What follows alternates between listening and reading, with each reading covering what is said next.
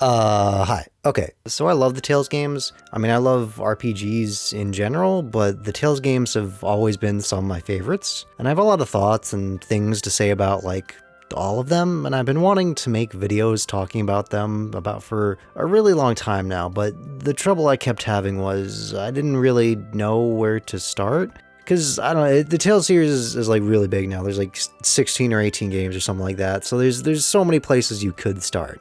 And like, okay, the obvious starting point would be like to start at the beginning with the first Tales game, Tales of Phantasia, which came out on the SNES in 1995. But I gotta be honest, the Tales series is kind of like a lot of long-running series where the first few installments are just kind of and it's kind of like in the middle, that's where like the real meat of the series starts to come in. So if I started at the start, I'd have to go through like 3 or 4 games before I really actually got to the games I really cared about and really wanted to talk about. So, you know, I don't want to do that. And the Tales series really isn't one where you actually have to start at the beginning. All the Tales games are fairly standalone experiences, so you could really just like jump in wherever you want and play them in whatever order you want, because you don't really need to be informed by any of the prior games to enjoy them. Well, I mean, except for the games that are sequels, or prequels, or sequels to prequels. So if I can start, you know, wherever I want, why don't I just start with the games that are my favorite of the series?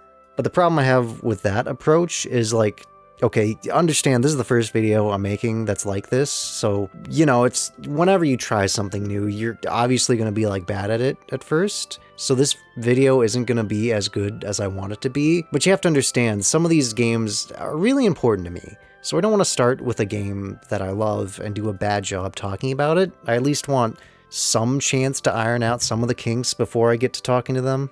So what I need is a game that I medium care about, and that's how I settled on Tales of the Abyss, because I like it. I think it's a good game, and I have plenty of things to say about it in general, but for whatever reason, it just doesn't hold the same place in my heart that some of the other games do. And I feel like that's how a lot of people probably feel about Abyss. Like, I don't know, when they rank their favorite Tales games, it's usually like 3rd or 4th. And I think that's kind of because Abyss came out right between Tales of Symphonia and Tales of Vesperia, which are 2 of the most popular games in the series and probably the best games as well. So Abyss is always kind of the odd one out and gets a lot less love. Like, both Symphonia and Vesperia have gotten like tons of ports and re-releases over the years, but Abyss has only got like a 3DS port, and like that's it.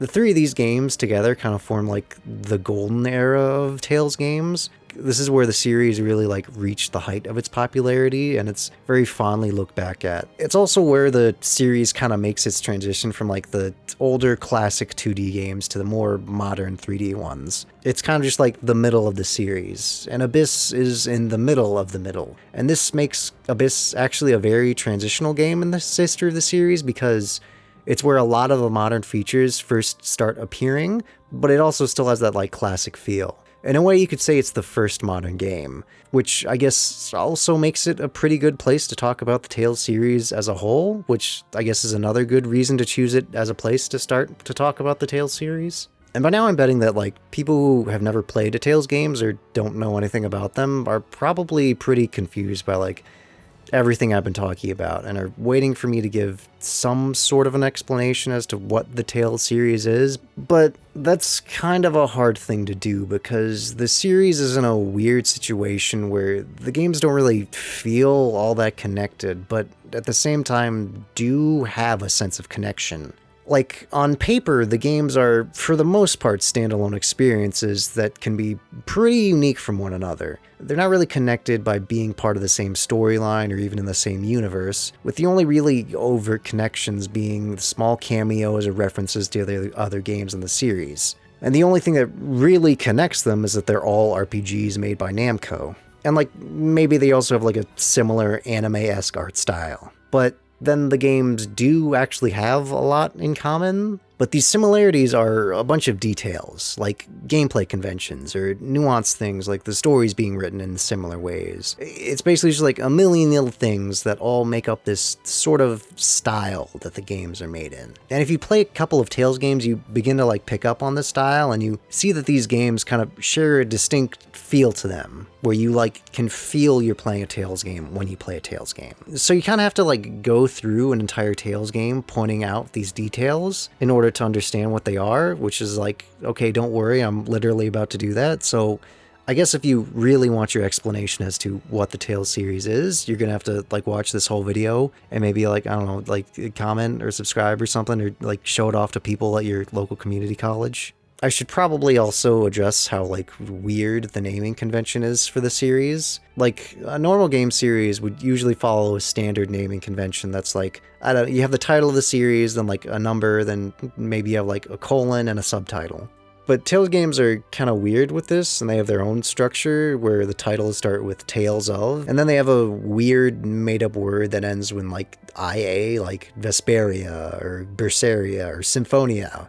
Well, actually, that is a real word, and it's actually pretty accurate for the situation of the game. Okay. Anyway, the point is, it's a weird way to name your series, and I love that. It's cool, it's unique. It even kind of reflects what I was just talking about, where the games have a loose sense of connection, but are also very connected in the same way. And, you know, that's all good, but it does create this awkward situation where the series itself is barely ever given a proper title, and it's kind of just confusing what you're actually supposed to call the series itself when you want to refer to it, and whatever thing you come up with is just kind of, it always feels awkward to say, so bear with me for whatever I choose to say in the moment.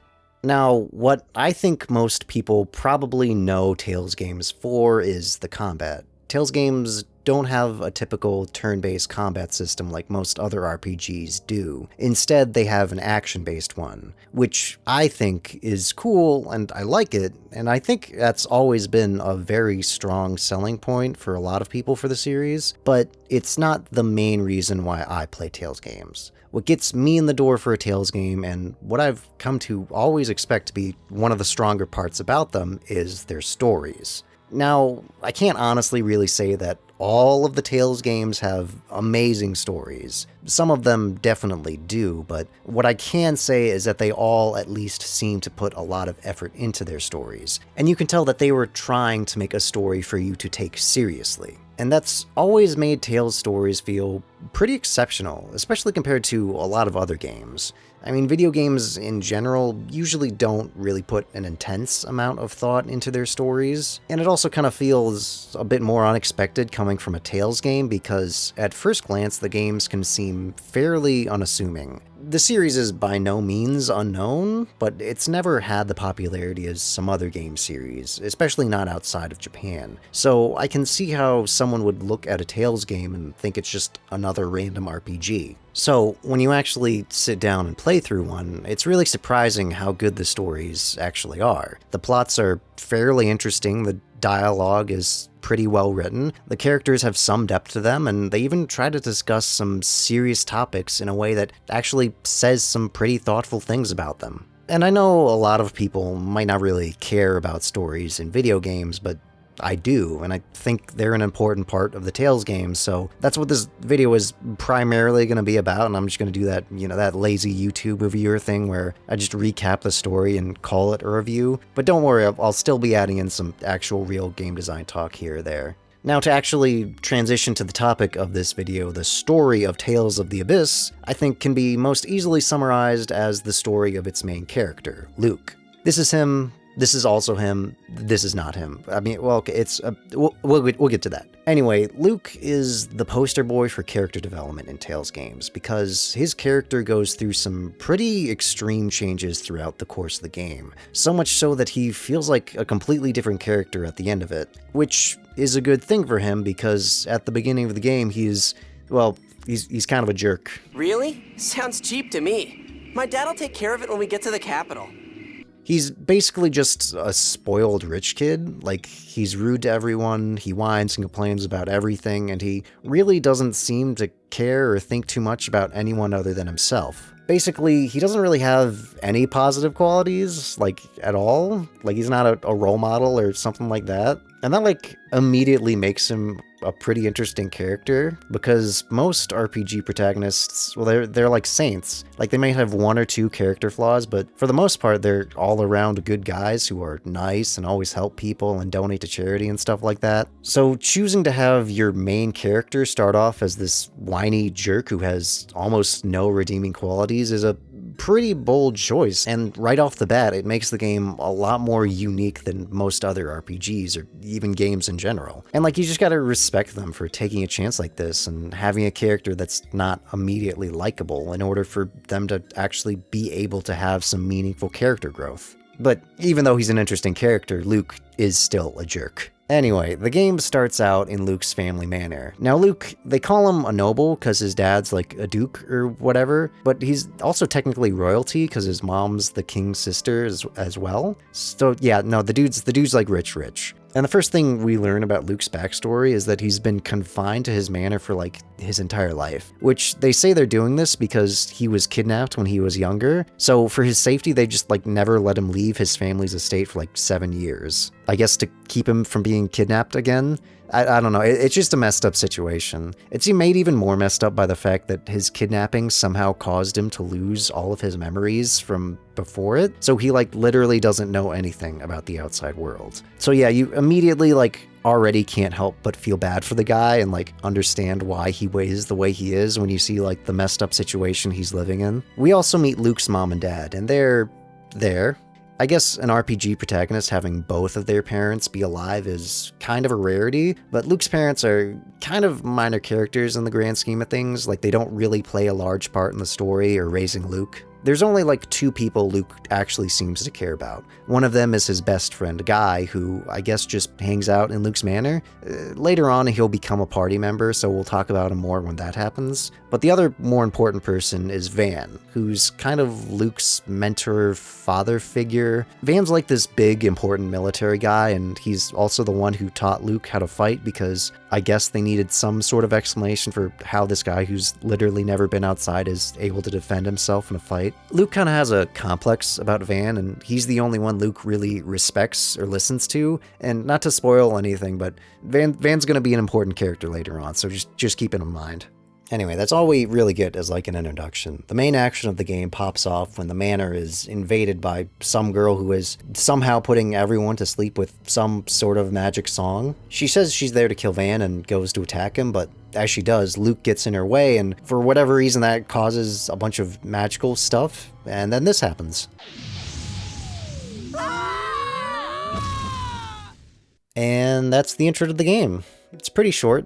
Barely like 10 minutes long, but this is kind of our first hallmark of Tales storytelling. It likes to keep a relatively fast pace. Cutscenes are only really as long as they need to be, and dialogue is very succinct and to the point. It gives you just enough information to know what's going on, and then it moves on. And I think as a whole, this is a positive. The story always keeps moving, and the pace never really seems to drag anywhere, and it just helps keep the stories stay engaging. It's also just like really impressive how efficient the storytelling is. These games are usually only about 30 hours long, which to some might seem pretty long, but in the context of RPGs, it's actually kind of short. But as you're going to see, these games are going to fit a lot into those 30 hours. Anyway, Luke wakes up in some forest in the middle of nowhere, and next to him is Tyr, who's the girl who attacked the manor. I'm Tyr. It would seem that a hyper-resonance occurred between us. But she seems chill now because I guess she was only trying to kill Van. We also pretty quickly learn that Tyr is Van's sister, which definitely raises some questions as to why she was trying to kill Van, but she doesn't tell us anything yet. Also, I think she just kind of forgets about it, or maybe loses her nerve because she never tries to do anything like that again. And also, I think the story just kind of wants us to forget about it too. But whatever. The two of them try to figure out where they are, and we pretty quickly learn that we've landed not just outside the city, but we've ended up in an entirely different country. See, the world of Abyss is basically split up into two different countries. There's Kimlaska, which is the country that Luke lives in, and he lives in Kimlaska's capital city, Baticul, which is where we started the game. And then there's the other country, Malkuth, which is where we ended up. Now, Kimlaska and Malkuth don't really like each other. They've had a bunch of wars in the past, and a main point of the plot that's going to keep coming up throughout the entire game is that they're almost about to go to war again. So now Luke is basically stranded in an enemy country, and our main goal for this first part of the game is just going to be trying to get Luke back to his home in Baticul. To that end, Tyr promises to basically escort Luke back to his home because I guess she feels kind of responsible for this whole thing because, well, the situation is kind of her fault. And I think she also immediately sees that Luke is kind of helpless on his own. So Tyr joins us as our first party member. Well, first party member, not counting Luke. You know what I mean. Tyr's personality is kind of odd. She's very calm and collected about everything to the point that she can feel kind of cold and disconnected, which is a big contrast from the warm and bubbly personality you would kind of expect from a main girl in an RPG, which is cool, but also makes her feel very odd. But I think that's also what they were going for with her. I think she's really meant to contrast with Luke, where Luke is very impulsive and reacts emotionally to everything, Tyr is very level-headed and rational about what's going on. Shut up for a second. I don't understand a thing you're saying. Well, say something. First you tell me to shut up. Now you're telling me to talk. She's kind of our first example of how most characters in the game act as kind of a foil to Luke, and seem to be designed to make his bad personality traits stand out even more. And this is where we begin to see how Abyss's story is kind of designed around Luke, and most other Tales games aren't like this. They have more of an ensemble cast, where the story isn't really focused on one character, but Abyss's story almost entirely revolves around Luke and his character arc. And I feel like this has sort of a negative side effect on the other characters in Abyss, where somehow Luke is sucking up all the character development for himself, and this leaves all the other characters feeling kind of underdeveloped. Tyr has always kind of been whatever to me. She's a fine character, but she doesn't have anything that really makes her stand out to me. And as we're gonna see, this is sadly how I feel about a couple characters in Abyss. It just feels like they don't have a lot going on other than their relationship to Luke. Most of Tyr's screen time is devoted to how her relationship to Luke evolves. She starts off as kind of a teacher to Luke because she's at least semi-knowledgeable about the world, or at least she is compared to Luke, who literally doesn't know anything. When they stop at a nearby village, Luke just straight up starts stealing stuff because he doesn't even understand how the concept of buying stuff works, and Tyr just has to give him straight up a tutorial about how shops work. And that's basically Luke and Tyr's relationship. Whenever Luke needs something explained to him, or needs to be scolded because he did something stupid, she's usually the one that does it. And there are a lot of these moments at the start, since this is Luke's first time seeing the outside world. I think Luke's supposed to be a twist on the character trope that a lot of RPGs have of a sheltered noble seeing the world for the first time. But instead of this being a cute or endearing character trait, it's just another thing that makes Luke a jerk. Whenever anyone tries to teach him anything, he doesn't really care, or whenever anyone tries to correct him on something, he just ends up getting angry at them. How the hell should I have known? Which is probably how someone would actually behave like this in real life. This is another thing that Tales games love to do. They seem very aware of what most people have come to expect from an RPG story, and they like to play with these expectations, with these little twists, and they help keep the game feel fresh. Luke and Tyr are kind of examples of this, how Luke is very different from the typical RPG protagonist, and how Tyr is also kind of very different from most other girls in RPGs. Tales games just feel very good at being aware of their genre and making themselves feel distinct from it. But this does mean that most Tales games are very full of RPG tropes, which is why to some people these stories can seem much more cliché than I think they actually are. Anyway, as you would imagine from a typical RPG story, Luke and Tyr's journey isn't going to be a really straightforward one. There's a bunch of annoying stuff that's going to keep blocking their progress, and they keep getting sidetracked with stuff wherever they go. Like, the first place they come to is this small village called Engave, where they almost immediately get roped into trying to solve the food crisis there or something. This is also where I meet Ion, who's gonna be a pretty important character. Ion's a member of the Order of Lorelei, which is kind of like the Church of the World of Abyss. The Order is going to play a pretty big role in the story, and a lot of characters we meet are going to be a part of it. Like Tyr's in it, and Van's in it too. In fact, Van's like in charge of what they call the Oracle Knights, which is like the Order's military wing, because of course they have that. I mean, you know, them being a church in an RPG should already give you some clue as to what role they're going to play in the story. Now, the Order's main bag is that they're the ones in charge of what's called the Score. The Score is going to be very important to the story later on, but for now, all you really need to know about it is that the Score is a giant prophecy that has predicted the entire history of the world. And I know that's like a crazy thing to just drop on you like that, but you just need to know it because it's a very fundamental fact about Abyss. And hopefully you also see how it's a pretty big deal and why this means the Order has a lot of power. Like, they kind of operate as like their own autonomous state, separate from Kimlaska or Malkuth, and they even have their own territory in this place called Doth. Now, Ion is actually the leader of the Order of Lorelei. They're what they call the Phone Master, which I guess makes them like the Pope of this world. Ion is another character who very much contrasts with Luke, maybe even more so than any of the other characters. In fact, that's probably the main intention with Ion's character, as it feels like almost every piece of dialogue he has is supposed to highlight the differences between him and Luke, and make Luke seem like that much more of a jerk. See? Besides, we can't just leave a guy with a face so pale he looks like he's about to die.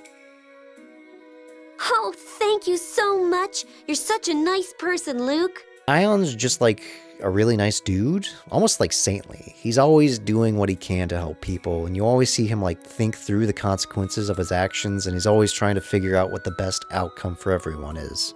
Ion's not going to really fight. He's kind of weak, like anemic or something. He can do like special phone master magic stuff, but that's not really good enough to make him a party member. But he is going to travel around with us a lot and just hang out with the party, so he's kind of like an honorary party member. Anyway, since Ion's like a world leader, it's kind of weird that he's just out here in the middle of nowhere. I didn't talk about this earlier, but when we were back at the Manor, we overheard that he was missing or kidnapped or something and that Van had to go look for him. But Ion tells us that he's actually here in Malkuth because he's on a secret mission trying to prevent another war from happening. He says he's got a letter from the Emperor of Malkuth that's requesting a peace treaty with Kimlaska and that he's on his way to Baticul to deliver it to their king. And I guess is also acting as like a mediator since he's a neutral party and sort of like an important symbolic figure as well. Ion's not out here alone though. He's being escorted by some of the Malkuth military, and the guy in charge of them is Jade Curtis, a colonel in the Malkuth military.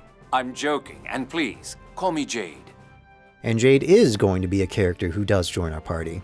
And Jade is just amazing. There's no other way to say it. Like, other than Luke, he's probably the character that feels the most developed, and that kind of makes him hard to sum up just because he has so much going on. Like, first off, his personality is really interesting and multifaceted because he's at the same time a very serious but also unserious character. Like, generally he acts as like the adult of the group. He handles most problems in a very mature and methodical way, but then at the same time he's also just like a gigantic troll who doesn't really seem to take anything seriously and is always going to be making sarcastic quips at like everyone and everything. Well, you heard him. Shall we be going?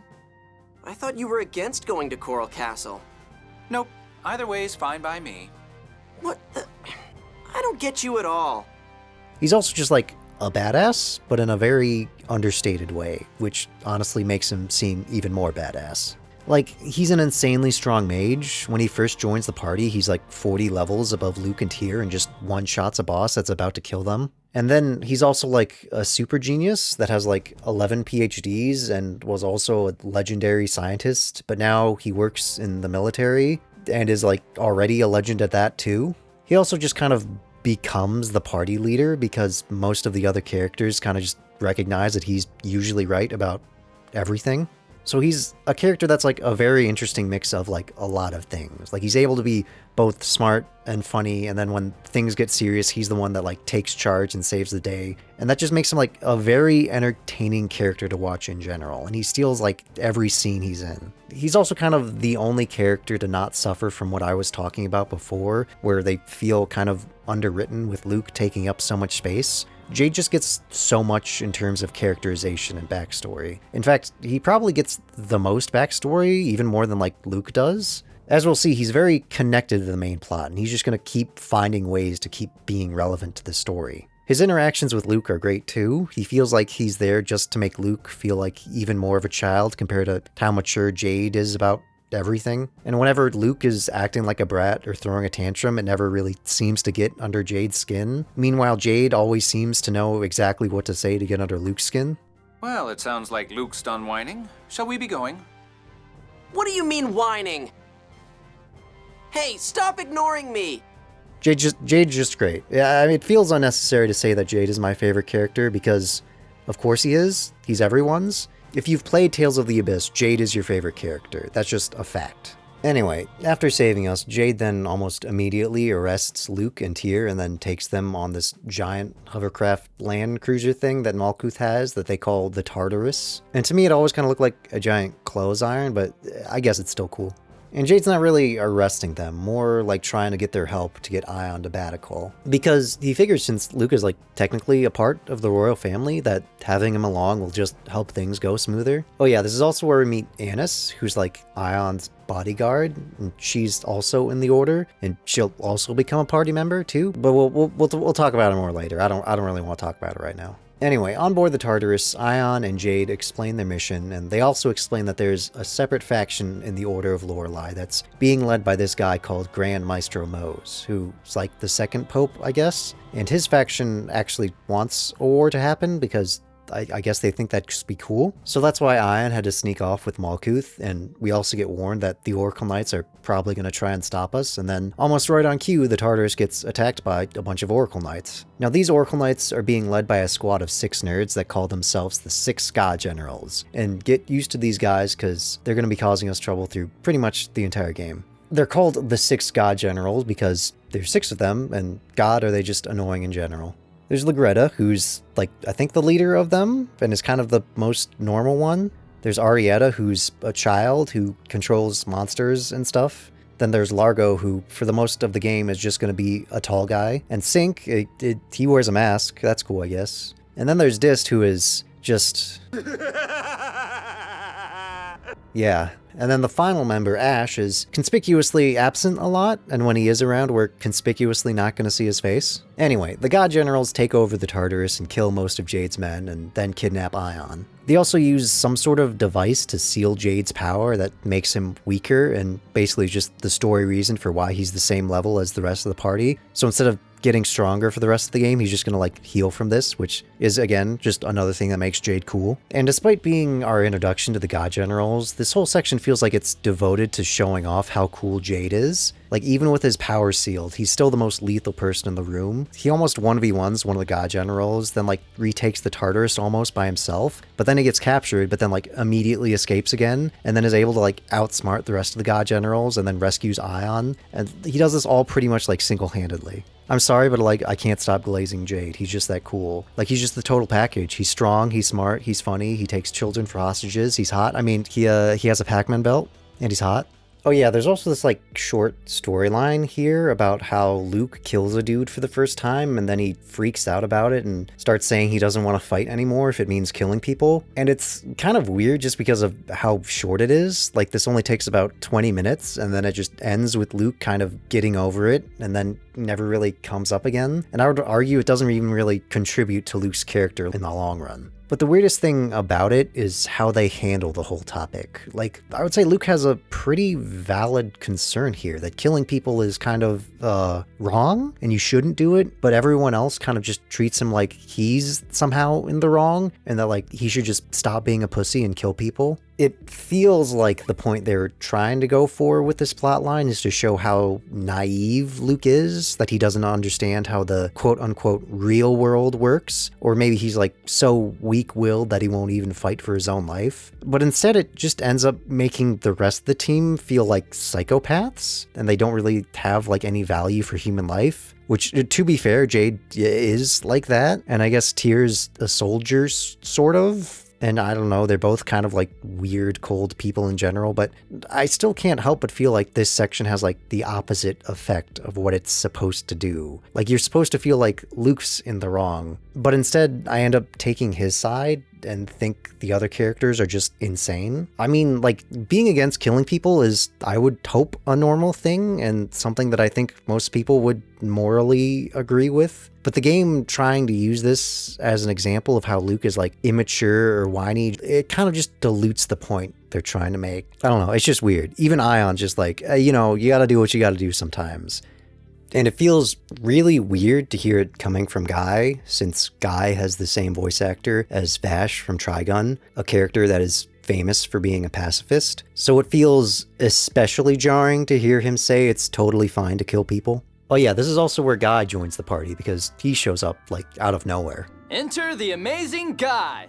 Like, no, seriously, how did he get here so fast? It's been like a day since Luke went missing, and Guy somehow booked it across half a continent. Like, it's gonna take us a month to cover that distance. I guess maybe he wasn't held up by any of the obstacles we're gonna be on the way back, and he can run fast as well. Okay, but then how did he, like, know exactly where to find Luke? I don't know, maybe he just, like, saw the Tartarus in the field, and then read the script and knew that's where Luke was. Anyway, Guy is a pretty chill guy. He's Luke's best friend, I guess only friend, and they've known each other since they were kids, and he's technically Luke's servant and works for the Manor as like a gardener or something, but he does seem to genuinely get along with Luke and be a real friend to him, and not just like hang out with him out of any like obligation. Throughout the story, Guy's going to be probably the person that supports Luke the most, and he'll stick by his side no matter what stupid thing Luke does. Dude's just mad loyal, and you know what? I respect that. He also does act as like another foil to Luke, because he's more in line with what the typical Tales or just generic RPG hero would kind of be much more like, at least more like than what Luke is. He even has like the traditional Tales protagonist moveset instead of Luke.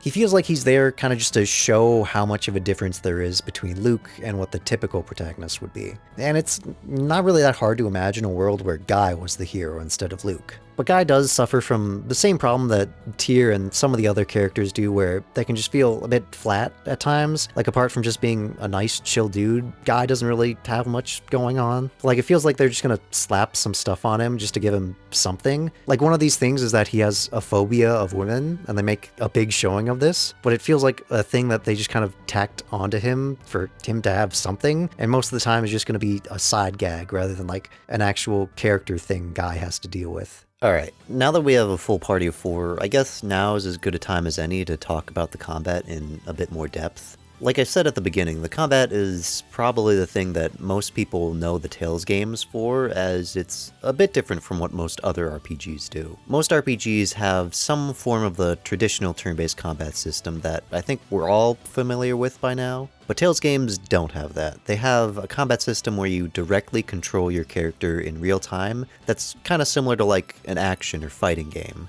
And nowadays, this isn't actually too significant, because I think a lot of modern RPGs are moving away from turn-based systems and having something more like this. But back in the day, and even when Abyss was released, this was still pretty unique for an RPG. And it's a great selling point for the series, because there's a lot of people who don't really like turn-based combat.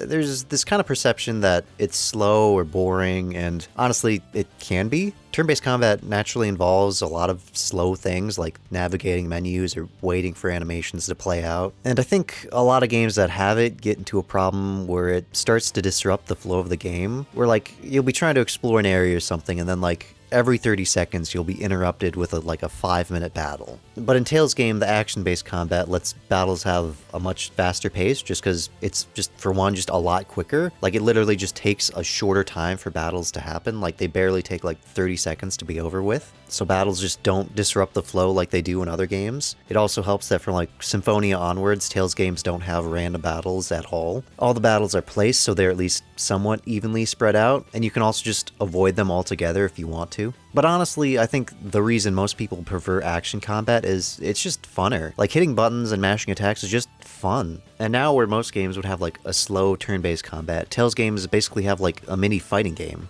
In fact, the controls are very similar to like a stripped-down version of Smash Bros, where you have that pseudo 2D movement, you have a button for your normal attacks, you have a button for guarding, and most importantly, you have a button that, depending on which direction is held with it, does a different special attack, which Tales games call arts. As you might have guessed, arts play a big role in Tales combat. Tales games kind of have like a combo system where you can like link different arts into one another, and this is like a big part of like what makes Tales games super satisfying. Is it's just so fun to make like really long combos. And I guess that's kind of like what I would call the meta of Tales combat, is that you want to chain together arts as much as you can into really long combos so you can keep the bosses in like an animation as long as possible so they can't do anything, and just let the rest of your party like dump spells on them or whatever. But then the challenge here is that you can't combo infinitely. There's like some rules as to what arts can and can't combo together. And the rules vary a bit from game to game, but the basic breakdown is that most games have like different levels of arts, and you can only combo one level of art into like the next level. So for example, say like a game has like 3 levels of arts. You start like with your normal attacks and then go into like a level 1 art, then link that into a level 2 art, and then end the combo on a level 3 art. And that's like the most basic combo you find in any Tales game. But of course there are like ways around those rules, and I would say like the real skill of Tales games, or in most Tales games, is finding ways to bend those rules and to make like really long combos. Now in Abyss there's only 2 levels of arts, and the stuff we're going to get isn't super crazy, so your natural ability to combo is kind of lower than most other Tales games. And this I think can make Abyss's combat feel a bit more simplistic, just because the player feels like they're not able to do as much as they can in some other games. But I also feel like this is an intentional depowering of the player, so they can't just like completely trivialize the combat and infinitely combos, and it shifts the focus of the combat into avoiding enemy attacks more than anything.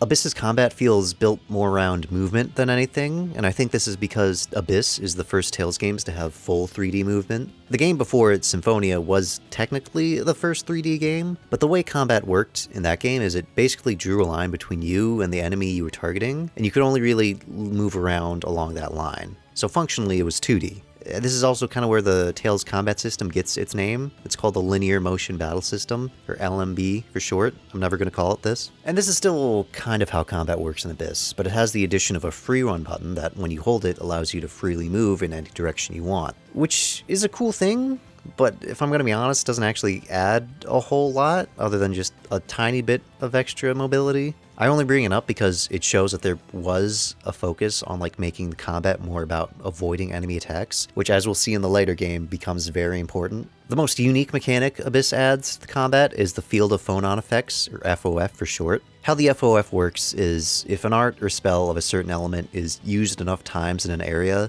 it'll cause a circle to appear on the ground. And then if you use an art or spell in that circle, it'll change that to a more powerful version of that art. It's a pretty cool system, but I think it's mainly there just for fun.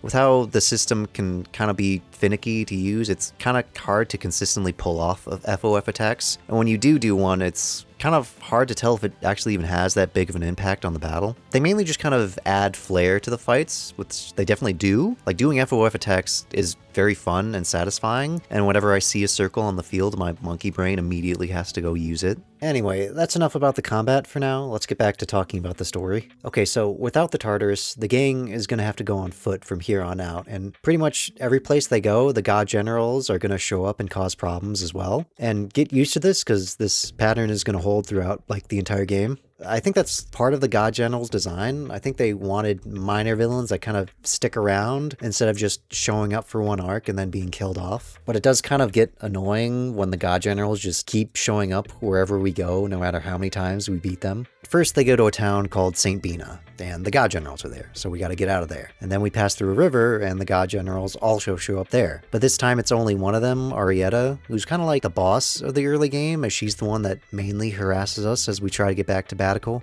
Although Arietta's ambush is interrupted by an earthquake, which causes a bunch of poison gas to start spewing out of the ground. They call this stuff the miasma. Apparently there's just like poison under the ground everywhere, and it'll kill you if you breathe enough of it. It causes Arietta to pass out, and the gang seems to be in a tough spot, but then Tyr bursts out a magic song that somehow creates a force field around them and protects them from the miasma. This is where we learn a bit more about Tyr's ability to sing these magic songs called phonic hymns, which I guess for most people are just like regular songs that don't have power. But Tyr's are somehow special because they are made by the founder of the Order of Lorelei, Yulia, and Tyr's able to sing them because she's apparently a descendant of Yulia. This also means that Van is also a descendant of Yulia, which is kind of a big deal since Yulia is an important character in this world's history, and we'll see that later on. Anyway, eventually they get to the border between Malkuth and Kinlaska, and of course, again, we get attacked by one of the god generals. This time it's Asch, who we conspicuously don't see his face. But then Van appears out of like nowhere and stops Asch and orders him to stand down, because remember, Van is in charge of the Oracle Knights and the god generals.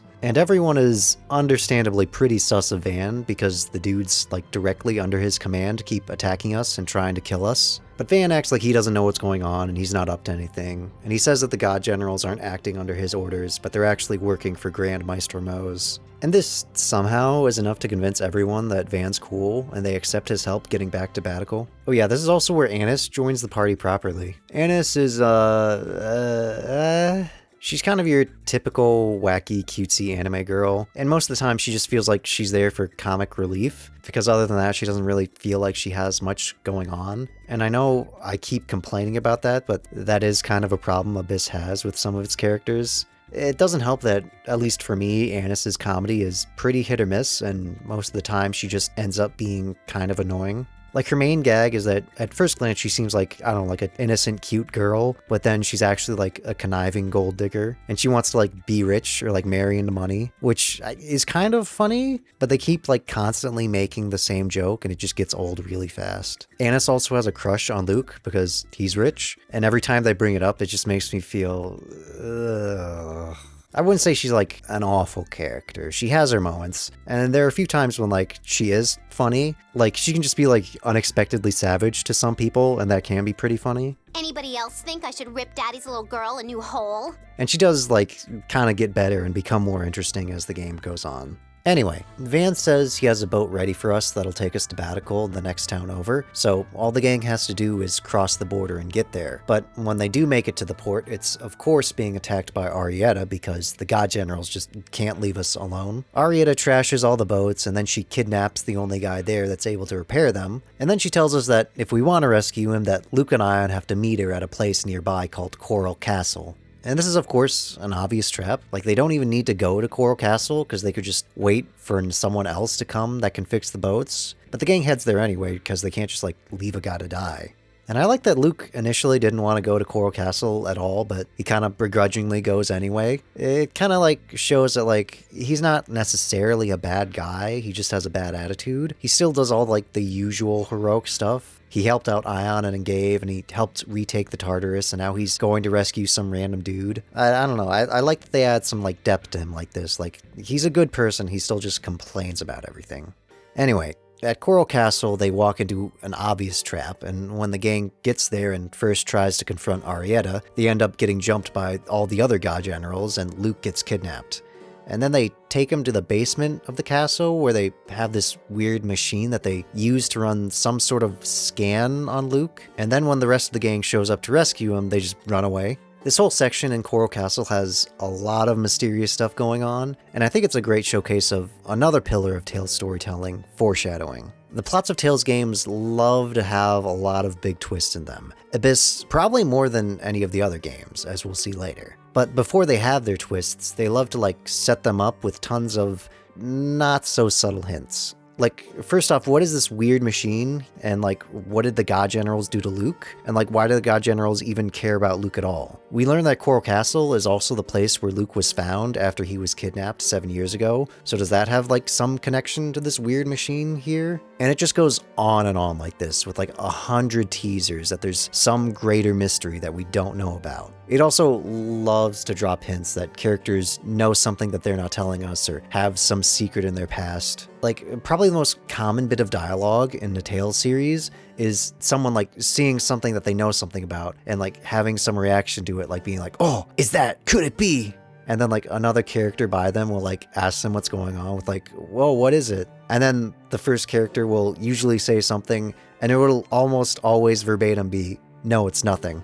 Is this? Colonel, do you know what it is? No, I can't be sure.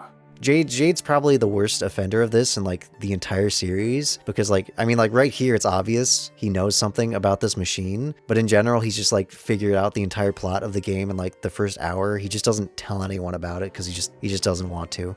Whatever. Anyway, so we have our first boss fight with Arietta, which is actually like our first proper boss fight with any of the god generals. And Arietta's whole gimmick is that, aside from being an annoying kid, she has a bunch of monsters that follow her commands because she was raised by monsters. Don't ask me how any of that works. She's kind of low-key broken because now the god generals just kind of have like an army of monsters that they get to control. But I guess that's like the only way they could justify recruiting a literal 10-year-old. She also used to be Ion's bodyguard before she was replaced by Anise, and she kind of has an unhealthy attachment to Ion and also holds a grudge against Anise for replacing her. Oh yeah, she also wants revenge against the rest of the party because the first boss we killed was actually her mother. Again, don't ask me how any of this works. And you might have also noticed that Arietta has a lot of similarities to Anise design-wise and character-wise. Like, they're both small girls, they both have some connection to Ion, and they're both kind of just annoying. And this is kind of like the main design gimmick for the god generals. Each of them kind of mirror one of our party members or have some sort of history with them. I guess what they were going for is they wanted to give each of the party members their own like rival, which is cool, but it also just like makes the formation of them feel very coincidental. Like, we don't even have like all of our party members yet. How do they know who to put on the god generals for this? Whatever. Anyway, so we beat Arietta and we save the boat chief and we head back to the port and we get on a boat with Van to Baticul. And the rest of the trip is fairly uneventful. It's mainly just us riding on boats from place to place. We do make a pretty short stop off at a city called Chesedonia, which is kind of like a desert market town, and it's also its own autonomous city-state in between Kimlaska and Malkuth. But we're not really there for too long. Of course, the god generals do show up again and cause us some trouble, but we're able to avoid them pretty easily, and it's essentially smooth sailing from here on out. Well, okay, not entirely. The boat does get attacked by another one of the god generals, Dist. Dist is like the rival to Jade. They both have kind of similar designs and have a lot of history with each other. Like, they both used to work as scientists or something, but now they hate each other, I guess. I don't know. I can't help but like this. He's kind of just like a goofy character, and it's always fun when he's on screen, but not because he's a fun character, more because him and Jade have like the best interactions, and like whenever he's around, Jade just has to turn up his Jadeness to like 11, and that's always just great. So I guess I like indirectly like Dist because of that. And Dist's gimmick isn't that we fight him directly, but rather we fight robots that he's made, which is something, I guess. I don't know. Dist isn't really much of a threat. He's more like a minor inconvenience. So we deal with him in like 5 minutes and move on. This section on the boat feels more devoted to giving the characters a chance to just breathe and hang out with each other and talk about what's been going on. We even get this nice little part where we're only in control of Luke and we get to go around to each of the party members and talk to them one by one. And I don't know why, but I always love when Tales games have these sections. Tales games love to have tons of these little moments of just downtime where the characters just get to talk to each other. And I realized going through this game again that these little moments of dialogue are probably the most crucial part of a Tales story. Because Tales games are usually more about the development of their characters rather than strictly the development of their plots. And it's through the dialogue that is the main way we get to know the characters. And honestly, that made writing this video a lot harder than I initially thought it would be. Like, I had a lot of trouble trying to summarize the story just because of how much of the story is told through the dialogue. Like, if I just listed the events as they happened, half of the game would just kind of be they go to a place, they fight a guy, they get a thing, and then they leave. And it would kind of seem like nothing significant really happened.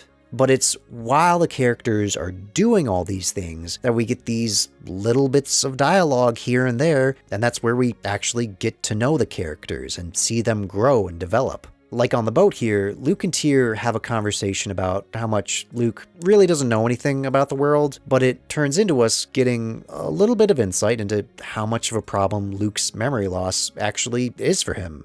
I had a lot of other things I had to learn, like my parents' faces.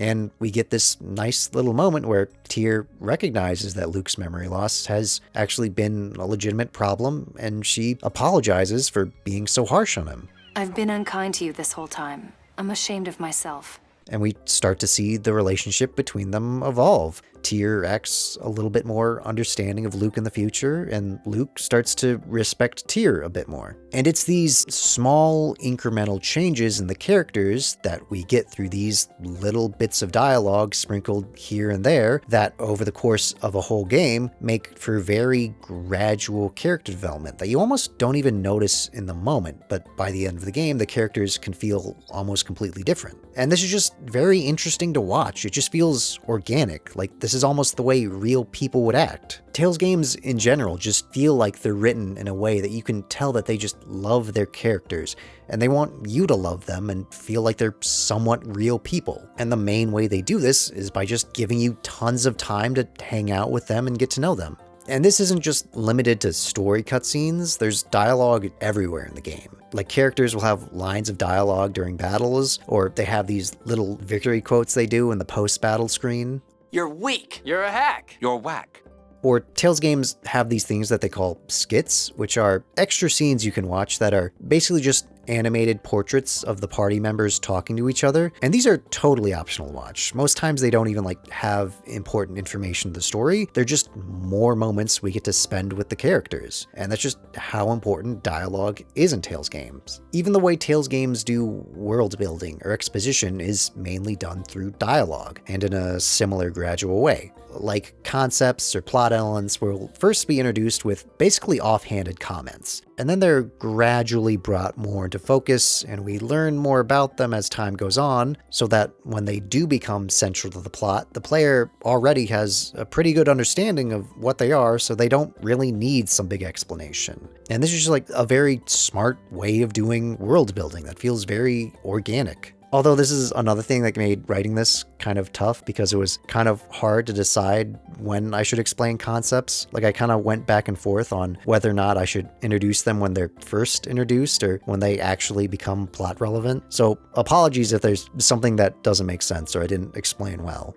I realize that I still have yet to give an explanation on the magic system of Abyss or what phonons are, but in my defense, it is only now that Tyr is actually giving us some sort of proper explanation of it. Basically, phonons are these magic particles that are everywhere and make up everything, and are essentially magic, or act as magic does in most settings. They're what people use to cast spells or power technology or do whatever. There's different types of phonons, and there's a special type of phonon called the seventh phonon, which is special because it can only be used by certain people that are called seventh phonists. And the big deal with the seventh phonon is that if two seventh phonons interact with each other, it can cause a hyperresonance, which is that thing that happened at the beginning of the game between Luke and Tyr that caused them to be teleported away. And hyperresonances are apparently really dangerous because they can destroy matter completely. Oh yeah, this also means that Luke is a seventh phonist since he caused a hyperresonance. And you might also be wondering about the 6 other types of phonons, but they're never going to be really relevant to the plot, so you can just kind of ignore them. Also, they say stuff about phonons being sound particles, but I have no idea how this works. And I think it's mainly just flavor, because you might notice that Abyss kind of has a music theme with a lot of the stuff in it. And you're maybe starting to notice that the world of Abyss is kind of weird. Like, it's kind of cool how it starts off seeming like a normal fantasy world, but as we learn more about it, we see that it has kind of a unique setting and lore. And as we'll see, there's stuff that has not been yet revealed to us that makes it even weirder. But there's also plenty of stuff that I haven't really talked about just because it's kind of too weird to even explain. Like, there's this whole like space element to the game where there's a ring around the planet of phonons called the phone belt. And I'm not even sure like what the significance is of this. It's just another fact about the world of Abyss, because that's kind of how Abyss like goes about world building. It never really goes too much into detail on any one thing. It will literally just say something exists and like that's it, and you just have to accept that fact. But I don't know, it's kind of fine because this world kind of has like so many things going on that if it stopped to like start explaining stuff, it would start to bog down the story really quickly. Anyway, after Luke is done talking to everyone, he starts to get a headache and starts hearing voices. I forgot to mention this earlier, but Luke apparently has episodes like this, but we only really saw it like happen once back at the Manor. Although this time it seems like it's a lot more intense, and he starts like glowing and even loses control of his body. Van then conveniently shows up, and he's able to help Luke get back under control. And then Van explains to Luke that he's actually a special type of 7th phonist, as Luke's the only person in the world who's able to cause a hyperresonance by himself, because normally you need 2 7th phonists to cause one. So being able to do it all by himself is kind of a big deal, and Van says that's the real reason why Luke's been confined to his manor for his entire life. Van then starts like spouting off a bunch of nice sounding stuff about how having this power means that Luke's destined to become a chosen hero or whatever, and Luke really likes the sound of this, and you can see how it slowly starts to go to his head. But anyway, the gang finishes their journey and finally makes it all the way back to Baticul. And this is actually the first time we get to walk around the city of Baticul proper, and it's pretty weird that technically the main character's hometown takes us this long to be able to explore. But I guess that also kind of works on like a thematic level of like reinforcing the idea of like Luke feeling like he's a stranger in his own hometown. Anyway, Luke takes Ion on Jade to meet with Ingobert, the king of Kimlaska, and as coincidence would have it, Mohs, the guy who's been trying to start a war and has also been sending the god generals after us, is also meeting with the king at the same time we arrive. And we have a bit of an argument with him, but it ultimately ends with the king accepting the peace treaty, and it seems like everything's going to be okay between the two countries. So mission accomplished, we got Luke back home when we stopped a war. And with everything settled, Luke finally heads back home. We also meet Natalia here, the princess of Kimlaska, and our last party member, but she doesn't join us yet.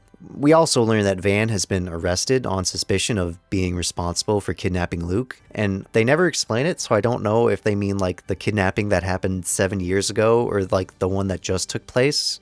I don't know. It doesn't make sense either way which one they suspect him of. But anyway, this is where the rest of the party leaves Luke at his room, and we kind of get this like moment where it's like the beginning of the game, where Luke is just all by himself in the manor, but then that like quickly ends as the next day Luke is summoned to the king. I guess they just sort of forget about keeping Luke in his manor because now they're sending him out on a mission. There's a town in Malkuth called Akzeriuth that's being swallowed up by the Miasma, that poisonous gas that's under the ground that we saw before. Akzeriuth is being flooded by the Miasma, and it's probably going to kill anyone unless they're like somehow evacuated, but Malkuth can't reach them from their side of the border, so they're asking help from Kimlaska, and Kimlaska wants to send Luke to go help them because they have a piece of the score that predicts that he's the one that's going to save the town. Notice how like both the score and the Miasma were both introduced way earlier, but now are slowly becoming more relevant to the story. Neat, huh? They also sweeten the pot by saying that they'll release Van and let him go with Luke if he agrees to go help Akzeriuth. So, of course, Luke agrees and he goes to get Van from jail, where when he meets Van, Van reveals a bunch of stuff to Luke. Like, first off, he says that the plan to evacuate the town is crap. He reveals that there's an extra hidden bit of the score that says if Luke moves the people out of Akzeriuth, that it'll somehow start a war and he'll end up being used as a weapon by Kimlaska.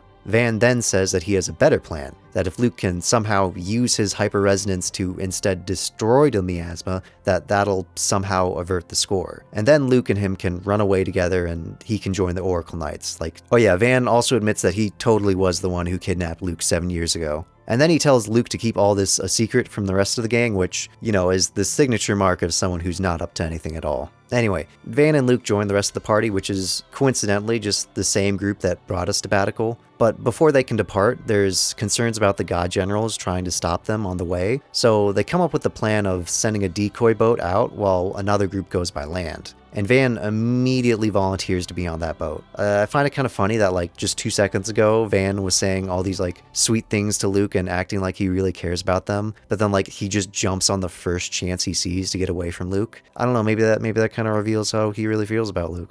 Anyway, Van leaves and the rest of the gang still needs to find a way to sneak out of the city because they don't want to be seen by the god generals or something like that. Oh yeah, we also hear that Ion's been kidnapped by the god generals again, so we have to rescue him somehow again. The gang decides to use an abandoned factory to sneak out, but as they're going through it, they're caught by Natalia, who wants to go with them. And nobody really thinks it's a good idea to take Natalia along, but Natalia overheard Luke and Van talking about their plans, so she kind of uses that to blackmail Luke into forcing him to take her with us. So Natalia joins the party and finally bringing us to a full team of 6. Natalia is there? She suffers from what I'm going to call Tails' third girl syndrome. See, the girl party members in Tales games kind of follow a trend based off the order in which they join the party. There's the first girl, who's usually the main girl, who will have a lot of plot relevance, and like she's usually teased as like a love interest to the protagonist, or she might be the protagonist herself. So she's gonna get a fair amount of characterization just to make her likable or relatable or whatever. Then there's the second girl, who usually is designed to be pretty distinct from the first girl. So where the first girl is normal about something, the second one is going to be weird about it. And where the first girl is weird, the second one is going to be normal. Like how Tyr is very serious and mature, but then Anise is very goofy and childlike. And then there's the third girl, who is just there. I don't know why it's like this, but it always is. I think it has to do with like the 2 other girls kind of like cover all the bases, or maybe by the time the third girl comes along, they're all out of ideas, so there's nothing left for her to be.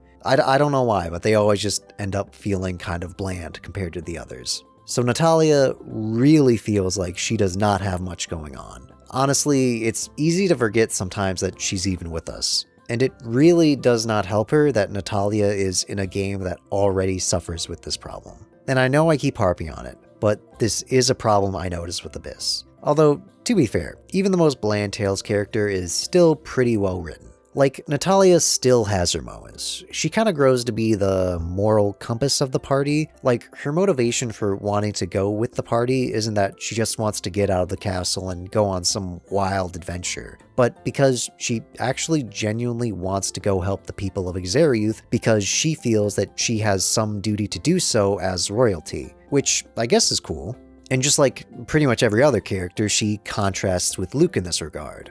Where Luke is like a selfish jerk and like thinks his status makes him better than everyone, Natalia is very selfless and tries to act responsible as royalty and like use her station to help people. There's also this thing about how Luke and Natalia are betrothed and they just keep bringing that up for whatever reason. Wait, aren't they also cousins?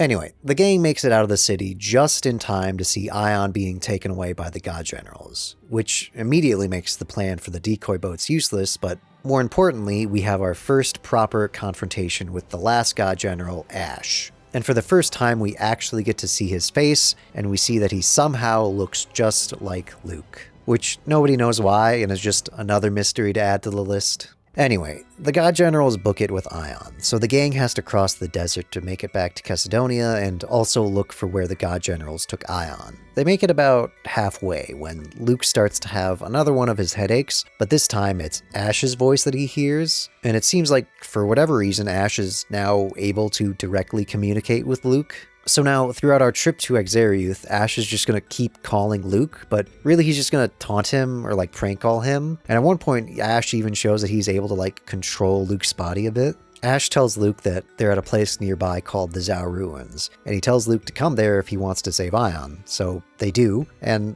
not really too much happens other than we fight the god generals and save Ion again. But the Zao Ruins is where we see another one of my main pet peeves with Abyss. This might just be me, but I think the level design kind of leaves a lot to be desired. The main problem that like Tales of Abyss has is that so many of its levels feel very long. Like, it just likes to have a lot of areas that feel like nothing but a bunch of hallways one after another. And I know level design isn't exactly a super important part of most RPGs, and that even having levels like this is kind of the norm in most RPGs, but I feel like Tales games actually, on average, do a pretty good job at level design. Specifically, what I think they do really well most of the time is that they're very good about making areas very compact. Symphonia especially, I thought, did this very well. Like, there are a couple of dungeons in that game that are only like one room, but it's still like interesting to go through. In comparison though, the levels in Abyss can feel rather basic and kind of linear, and in the worst example is really drawn out. And as we'll see later on, even some of the towns can have this problem. Whatever. Anyway, we got Ion back with us, and I guess we decide just to take him with us to Akzeriuth, because why not? And to get to Akzeriuth, the gang has to cross a mountain pass, and it's at this point that Luke really starts to crank up his whiny jerk routine. Well, really he's been ramping it up the whole journey to Akzeriuth. Like, you can tell that everything Van said to him on the boat about being a hero has really started to go to his head. And he's just acting all special about it and ordering everyone around and just treating them like crap. And before, the rest of the party was at least a little tolerable of Luke's antics, but you can tell that everyone is starting to get really tired of him. Luke, I don't know why you're in such a hurry, but you could do with less attitude. What are you talking about? I don't have any attitude. Anyway, before we can get to Akzeriuth, guess what happens? We get attacked by another god general. This time it's Lagretta. Lagretta seems to be kind of Van's second in command, which I guess makes her like the leader of the god generals. Although some of the times we do also see Sync being the one giving orders. Maybe he's like the idea guy. I don't know. The god generals seem to like go back and forth between being like a cohesive unit that works together to being a bunch of rogue agents that just do whatever they want. Now, Lagretta is kind of like the rival to Tyr, because she was Tyr's mentor when she first joined the Order, and also they kind of have similar designs, I guess, where like Tyr has knives, but she has guns. I don't know, Lagretta's just kind of whatever to me. This is the first time we actually get to hear a bit of the God General's motivations, as Lagretta just starts spouting off a bunch of crazy stuff to us about how the Score is evil and how it controls everyone's lives, and the God Generals actually want to free the world from it. I don't know, this stuff doesn't make any sense to us right now, so we just start hitting her until she leaves us alone.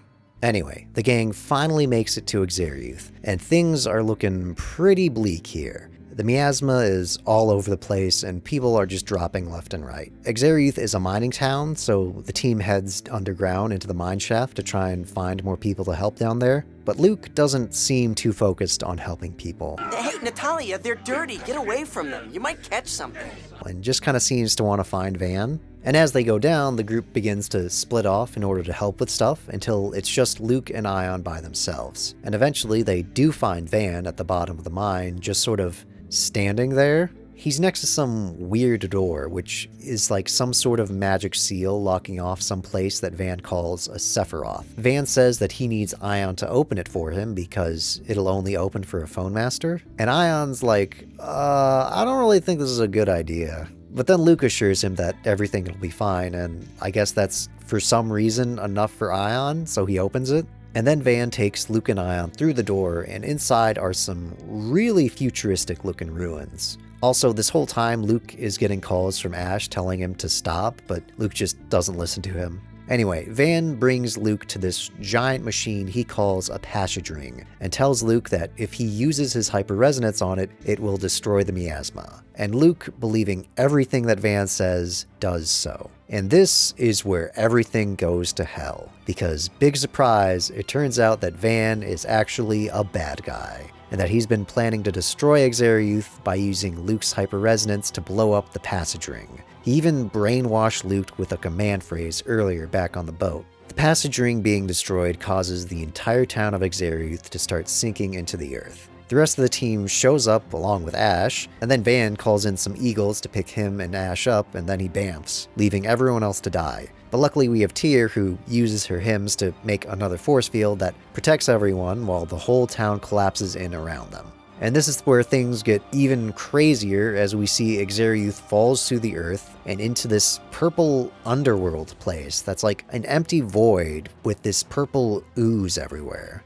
when we reach the bottom, the gang wakes up in the rubble to see that the entire town has been destroyed, and it seems like everyone is dead. We even get this really raw scene where we just watch a kid sink into the mud and die. Like, Jesus. Luckily for us, the Oracle Knights who stole the Tartarus parked it just outside of Akzeriuth, so it fell down with us, so that gives the gang a convenient way out of this place, since luckily the Tartarus can just float on the mud. So the gang boards it and tries to figure out just where the heck they ended up. This is where Tyr explains to us that the place we fell into is called the Qliphoth. It's the place where the miasma originates from, and the first big twist of Abyss is that the world we've been up on now is actually like an outer shell of the planet that's suspended high above the Qliphoth. And Tyr knows all this because she was born in the Qliphoth. Ion also knows it too because I guess all the higher-ups in the Order know it, but they just don't say anything because I guess they're keeping it a secret. Tyr says that the Outer Lands used to be part of the Qliphoth, and like the world used to be like, you know, a regular planet, but a long time ago the miasma started being such a problem that it enveloped the entire world, so to escape from it they lifted the planet's crust high up using these giant pillars of energy called Sephiroth trees. And what Luke did when he destroyed the passage ring was destroy one of those trees which was supporting the ground, which then caused Akzeriuth to collapse into the Qliphoth. And as everyone starts to put together what just happened, they all turn to Luke as they all realize that he's kind of at fault for the destruction of Akzeriuth. But Luke is just in complete denial. He acts like he didn't do anything wrong, and he makes a bunch of excuses saying stuff like he was just trying to destroy the miasma, that he was just doing what Van told him to do, and that he had no idea what was going to happen. And he just keeps doubling down that it wasn't his fault. And then one by one, we see each of the party members just get fed up with Luke and say that they're done with him and then just walk out on him. And this is just such a hard-hitting scene. Like, you don't really get stuff like this in most games where the protagonist messes up so bad that the rest of the party just abandons him. Like, the party's reaction here is so harsh that you kind of start to side with Luke. Like, to be fair, it is all Van's fault. Van was the one that was using to Luke, and Luke had no way of knowing what would happen. And like, even though his response here isn't all that great, I would say it's still a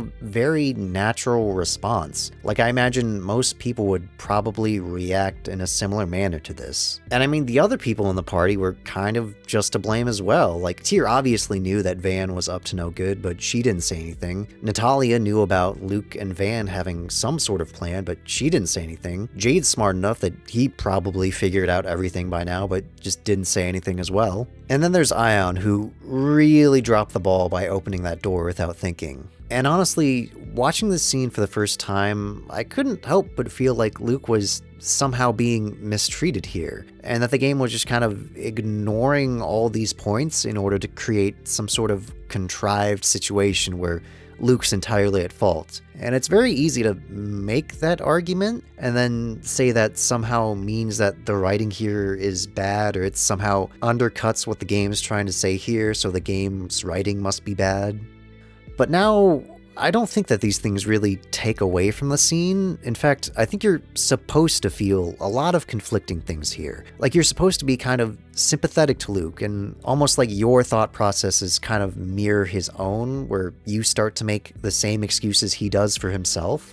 But then at the same time, deep down, you know that's coping. Luke really did screw up here, and he should admit some fault, or at least just say sorry. So I don't think that this scene making you feel conflicting things is actually a bad thing. In fact, it's probably the opposite of that, and it's a good thing that the scene is able to make you feel a lot of conflicting emotions. Anyway, Tyr takes everyone to a place called Yulia City, which is this futuristic city that's run by the Order of Lorelei down in the Qliphoth, and it's really the only place in the Qliphoth. And as we enter, Asch also shows up again, somehow. And he's understandably angry at Luke for following Van's orders and not listening to him and letting Akzeriuth get destroyed. And the two of them start arguing. And this is where Asch reveals the real big twist of the game. I'm a noble who was born in Baticul. 7 years ago, I was kidnapped by a villain named Van. You can't mean... That's right. You're a second-rate copy of me. A mere replica. Luke is actually a clone of Asch, and Asch is actually the real Luke. See, when Van kidnapped Luke, or Asch, 7 years ago, he made a clone of him to replace it, or what they call in Abyss, a replica. and that's the Luke we've been playing as up till now. And then the real Luke joined Van in the Oracle Knights and became Asch. That's why Luke and Asch look the same, because they are the same, and that's why Luke has no memories of before being kidnapped, because he literally didn't exist. And up to this point, we've been getting a lot of hints, and it might have been obvious if you thought too hard about it. I'm not really sure how much of a twist they were expecting this to be. I think we're supposed to think that Asch was the clone of Luke, because, like, dark versions or, like, shadow versions of the player character in video games is kind of a common thing, but then the twist here is that Luke is the clone instead. After this is revealed, things get even more heated between Asch and Luke, and they start fighting, and assumedly Asch beats Luke, but this is actually one of those boss fights that you can either win or lose, and you actually get a few scenes here if you don't, like, lose immediately. But either way, the fight ends with Luke just losing consciousness afterwards. And this is kind of the end of what's sort of the first act of Tales of the Abyss. See, Tales games are usually split up into 3 different acts, with each of these acts following sort of similar story beats. Like, the first act is mainly about setting up the world and its characters with a fairly light, straightforward adventure that then ends with some big dramatic twist that changes the entire tone of the game. And as I said before, Tales games love to have these twists. Usually something like the main character is actually blank, or the world is actually blank. And I guess Abyss kind of checks both of those boxes here. Then the second act is usually where the real meat of the story comes in. It's where the real threat of the game has been revealed, and most of it is trying to find solutions to it. It's where the game gets a lot more serious as the stakes get a lot higher. And also, this isn't just me making some random observation about the games. It's super obvious that the games are built with this 3-act structure in mind. Like, when you go from one act to another, the overworld and normal battle music will change to signify that you've gone to a new act. And then the third act is usually when, well, I'll talk about it when we get there. For now, let's just stay in the second act, which begins with Luke waking up, but somehow seeing through Ash's eyes. We saw before how Asch and Luke have some sort of clone telepathy, and I think this is due to what they did to Luke at Chorral Castle, like they synchronized their phonons or whatever. So even though Luke is still in a coma, he can still see whatever Asch is doing. And it's kind of unclear whether Luke is just watching Asch or somehow controlling him, but whatever. The point is, we get a section of the game where we play as Asch, which is pretty cool because RPGs in general don't really like to take control of the main character away from the player, and Tales games especially don't like to do this since the main character is usually made to be the character that's the easiest to control. They're kind of like a safety blanket that a lot of players might never switch off of. So Tales games are usually pretty hesitant to not allow the player to be able to use them. Luckily though, Asch plays exactly the same as Luke does, which I guess is pretty fitting since Luke is a clone of Asch. And even if that was a problem, this section's pretty short, like it's only really like 1 dungeon, so we're not going to be with him that long. Asch himself is a pretty cool character to play as. He's very gruff and serious, like he cares more about his goals rather than just being a hero. Enough talk, let's get going. Which in his own way makes him a pretty unique character to play as, and it's kind of interesting to watch him. I wish we got more time with him, or even I don't know, maybe got a whole game in which we got to play as a character like him. And ironically, Asch is the one party member who doesn't really contrast with Luke, although to be fair, the game kind of does stop doing that altogether at this point. But you'd expect Asch out of all the characters to be this idealized version of Luke that makes Luke look really bad in comparison. But really the main difference between Asch and Luke is that Asch is just much more capable than Luke is. In a lot of ways, Asch is just as much of a jerk as Luke is. He's just kind of abrasive and doesn't really seem like he cares about the rest of the party. Anyway, Asch decides that he needs to leave the Qliphoth to go look for information about what Van is up to next, and the rest of the party decides to go with him. And I guess this is supposed to be even more of an insult to Luke that pretty much the entire party chooses to go with Asch rather than stay with him. They're saying, yeah, you suck so much, we'd rather go with this guy who literally tried to kill us on multiple occasions. Anyway, to get back to the Outer Lands, they have this crazy plan to like use a Sephiroth tree as an elevator to push the Tartarus back up to the surface, and this somehow works without any flaws. And then they head to a city called Belkend, because that's the place where they do a bunch of research on phonons and replicas and stuff like that, and is also where Van liked to hang out a bunch. So Asch figures that he can find some clue as to what Van is doing there. And when they get to Belkend, they meet a researcher called Spinoza, who apparently is the guy who helped Van with the technology to make replicas and to make Luke. The science, or magic, or whatever it is they do to make replicas is called Phomicry. And it's apparently a semi-normal thing in this world, but we learn that there's a ban on using Phomicry to make replicas of living things, which makes sense since it's kind of ethically extremely messed up. And then Jade starts going off on the guy for breaking the ban, but then Spinoza says that Jade has no right to criticize him since, and another big reveal here, that Jade is actually the one who invented Phomicry. I won't deny it. I am the one who proposed the principles of Phomicry. Which is just kind of insane how connected Jade is to everything. Like, he even knew that Luke was a replica from, like, the very beginning, but just didn't tell anyone because he didn't want to. Anyway, they don't really find out too much about what Van's been up to, other than that Van has been doing a bunch of research into replicas, but they do pick up on the fact that Van has a secret lab somewhere in a cave nearby. So Asch decides to head over and investigate, but this is when Guy decides to leave the party because he remembers that he's actually ride or die for Luke. So he splits off from the rest of the group to go pick up Luke. I should also mention that there's a couple of scenes here between Asch and Natalia because they're kind of trying to set up a sort of, I guess, love interest between the two of them, because Asch was actually the Luke from Natalia's childhood that, like, she's, I don't know, it's whatever. Aren't they also still cousins? Anyway, in the cave, they find an old replica research station that Van was using. And then they find out that Van was researching how to make replicas on a large scale. And I mean like a really large scale, like the size of a continent. We also then learn that making a replica of someone is usually pretty harmful to the original person and can even cause them to die. And everyone's first thought is to be worried for Asch, but Jade says that he should be fine since Luke was made a long time ago and Asch is still fine. So, you know, nothing to worry about, and this totally isn't going to hang over Asch's head for the rest of the game.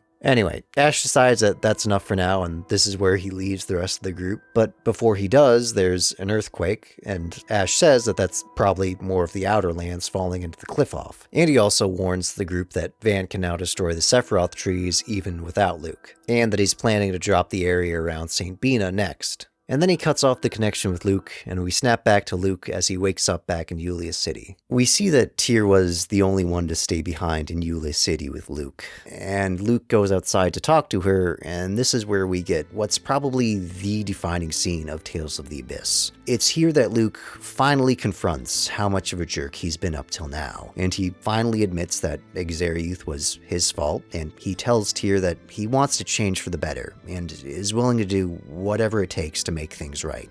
I want to change. I have to change. And it's all capped off by Luke cutting off his long hair as a sort of symbol of how serious his intention to change is. And we even get a nice little animated scene of this part. And this is where Luke's character growth really begins. From here on out, there's going to be a major shift in how Luke acts. He's more considerate of people, like he says please and thank you. He earnestly tries to learn things he doesn't know, but most importantly, he just does everything he can to help people. Basically, Luke stops being a long-haired jerk and starts being a short-haired, not so much of a jerk. Luke's drastic character development is probably the most prominent thing about Tales of the Abyss. Like, the thing that most people know about this game is that its main character radically changes like this. And it's not hard to see why this sticks out to people, because most stories in general don't have characters that change this dramatically. So it makes Abyss's story feel really unique, and it's understandable why people praise Abyss and Luke as examples of really great character development, because it is a genuinely amazing character arc to watch. Luke was an interesting character before just because he had a unique personality, but this really elevates his character. Not only do you sympathize with him for all the turmoil he's gone through, but you really respect him for being this honest and actually making a change. And then he becomes an extremely interesting character to watch, because from here on out, he really has to figure out what he means by becoming a better person and how he is going to go about making up for his mistakes. This is the most interesting part of Luke's character arc for me, is how intentional it is. For most characters, when they grow, they just kind of learn their lesson naturally, and it's usually just one specific thing they have to learn. But Luke's goal is a bit more vague, and it's going to require a lot more active effort and introspection on his part. And it's very interesting to watch a character grapple with all these complex questions, like how do you become a better person, and how do you make something right that can't be undone? And when you see Luke go through all this effort to change himself, it really makes you root for him. More than anything else in the game, you want to see him succeed in his goal to become a better person. His personality shift is a bit sudden though, which does kind of feel a bit unrealistic. They try a couple times to show that Luke doesn't immediately shake all of his bad habits, but he kind of just does suddenly become a different person, but whatever, it's fine. Luke wants to try to make up for Akzeriuth by saving St. Binah from falling. So Tyr takes him to see her grandfather, Theodoro, who is kind of like the leader of Yulia City, to see if he has any idea of how to stop it. But when they go talk to him, he basically says that they shouldn't really be too concerned about the land falling, and he reveals that there's a secret portion of the score that contains all the bad stuff that's going to happen, like wars and stuff like that, and that Akzeriuth's fall was also written in the score. So the Order of Lorelei knew it was going to happen, but they didn't do anything to stop it because that would cause history to deviate from the score. And Theodoro says that at the end of the score, it promises that there will be prosperity for the entire world, and the Order of Lorelei works to make sure that the world follows the score. This is also why Mohs is trying to start a war between Kimlaska and Malkuth, since it also says in the score that there will be a war between them. And yeah, hopefully you're already starting to see that this whole score thing is kind of a load of crap. Is it really a prophecy if what it says happens is only going to happen if you make it happen? Anyway, Theodoro says there's nothing in the score about St. Binah falling, so Luke and Tyr shouldn't worry about it, since to him, if it's not in the score, it's not going to happen. But Luke and Tyr at least have a brain and aren't convinced by this, and decide to head back to the Outer Lands. But before they do, we get a scene where Tyr explains a bit of her and Van's backstory, as well as Van's motivation for wanting to destroy the Outer Lands.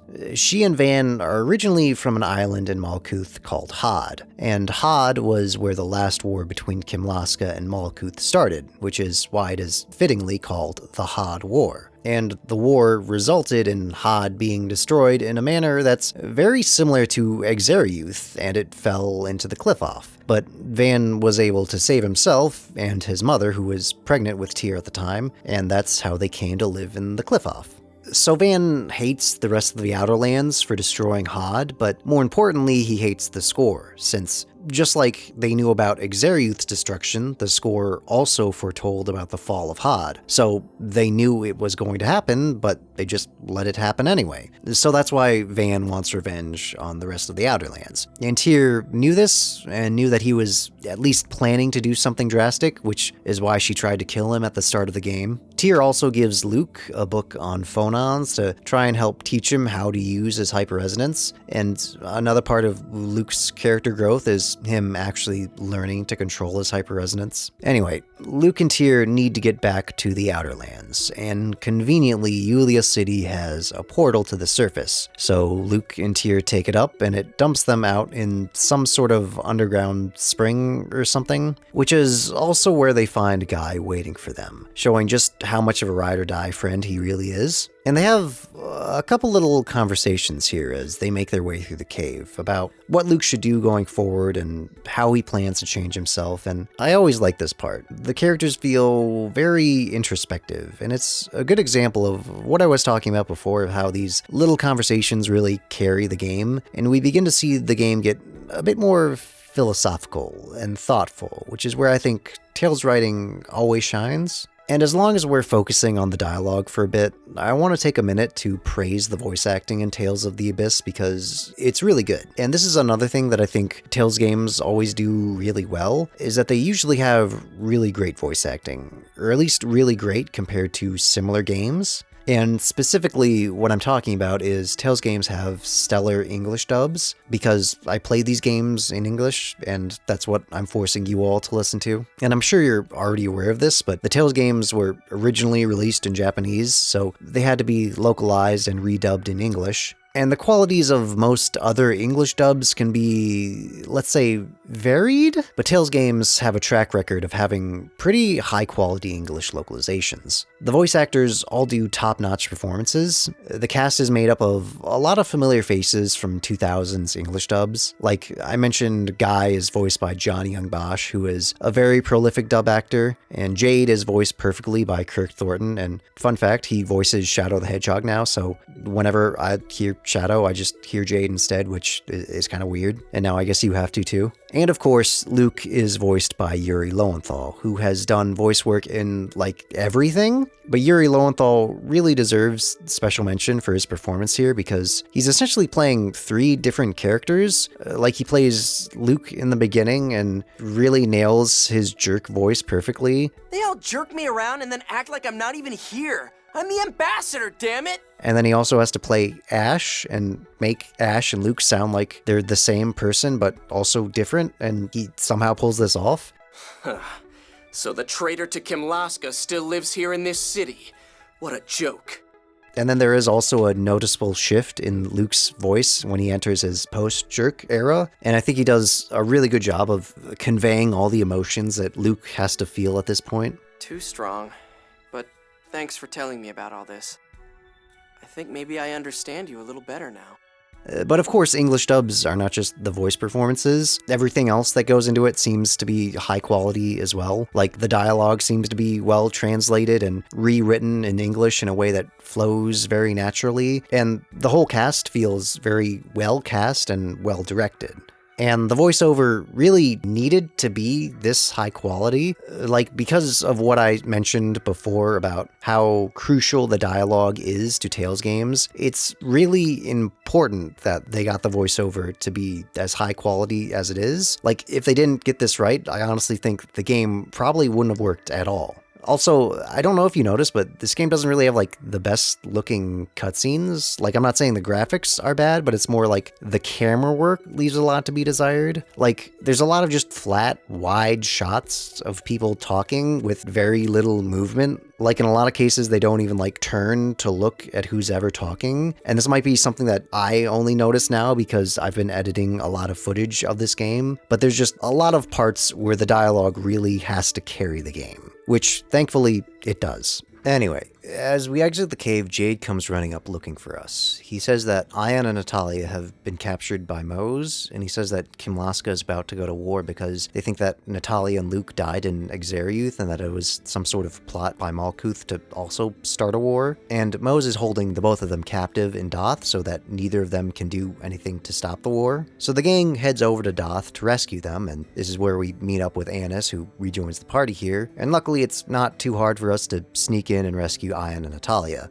And once we have the gang all back together, they try to figure out just what they should do next, like how are they going to go about both stopping St. Binah from falling and also stopping a war from happening. And they decide to go talk to the Emperor of Malkuth, since he's in a position to both help with stopping a war from breaking out and also help with St. Binah. So they head over to the capital of Malkuth, and luckily Asch left them the Tartarus to use as a boat, but on the way there it breaks down and they have to make a stop to get it fixed at a port called Ketterberg, which coincidentally is Jade's hometown, and we meet Jade's sister there, and she fills us in on a bit more of Jade's backstory about like how he was when he was younger. Like, apparently he was a super genius even as a kid, and she tells us like the craziest fact of the story, that he invented Famicry when he was only like 6 years old. But anyway, we get the Tartarus fixed up, and we head over to the capital of Malkuth, Grand Chokmah, but we can't dock there directly because of reasons, so we have to dock nearby and then walk to Grand Chokmah. But on the way there, we get ambushed by, guess who's back? It's the Guy Generals. And this time, Sync is able to control Guy because of a curse he put on him way back in Chesedonia. And this makes Guy start attacking Luke. But luckily, the gang's able to fight them off, and they make it to Grand Chokmah.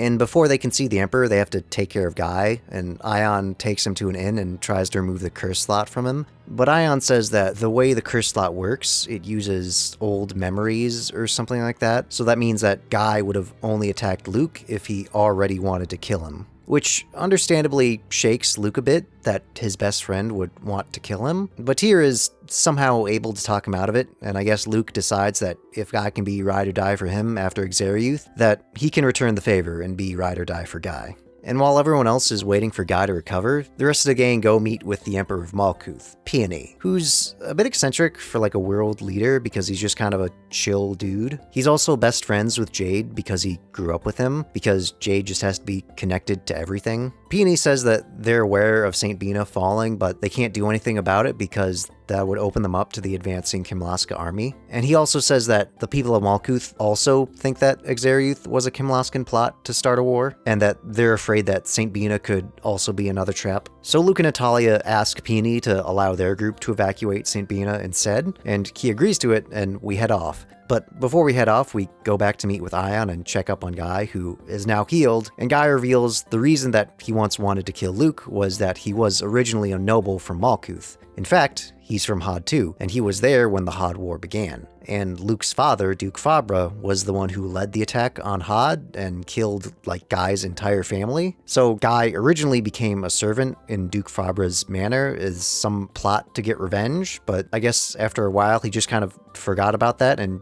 genuinely became Luke's friend. So everyone hugs it out, and after that's all settled, the gang heads for St. Binah, and it kind of mirrors the evacuation of Akzeriuth. This time, Luke actually does everything he can to help out, and things just go a lot smoother. And we get a couple scenes like this throughout the second act that feel like they mirror scenes from the first act just to show how much Luke has changed from who he was.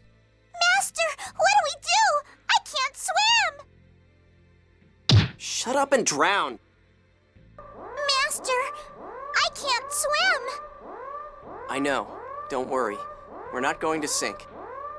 And they're able to evacuate most of the population of St. Binah before Dist shows up and attacks us, just to be annoying, I guess. And after we fight him off, St. Binah then really starts to sink in the ground, while there's still some people trapped inside of it that we can't reach. So the gang's trying to figure out a way to rescue them when Guy brings up a rumor he's heard about some guys working on a flying machine somewhere, and he suggests that they go ask to borrow that, and it's just like, what? I know this is just an excuse for the game to give us the mandatory RPG airship, but this section just feels so out of place. Like we're in the middle of this tense situation where time is of the essence, and we just decide to take a detour to the other side of the world, and then when we get there, we have to waste even more time helping them get the machine ready. It really just deflates the tension and feels weird. But whatever, we get the Albior, which is the name of the airship, and we make our way back to St. Binah just in time to save everyone before St. Binah falls into the Qliphoth.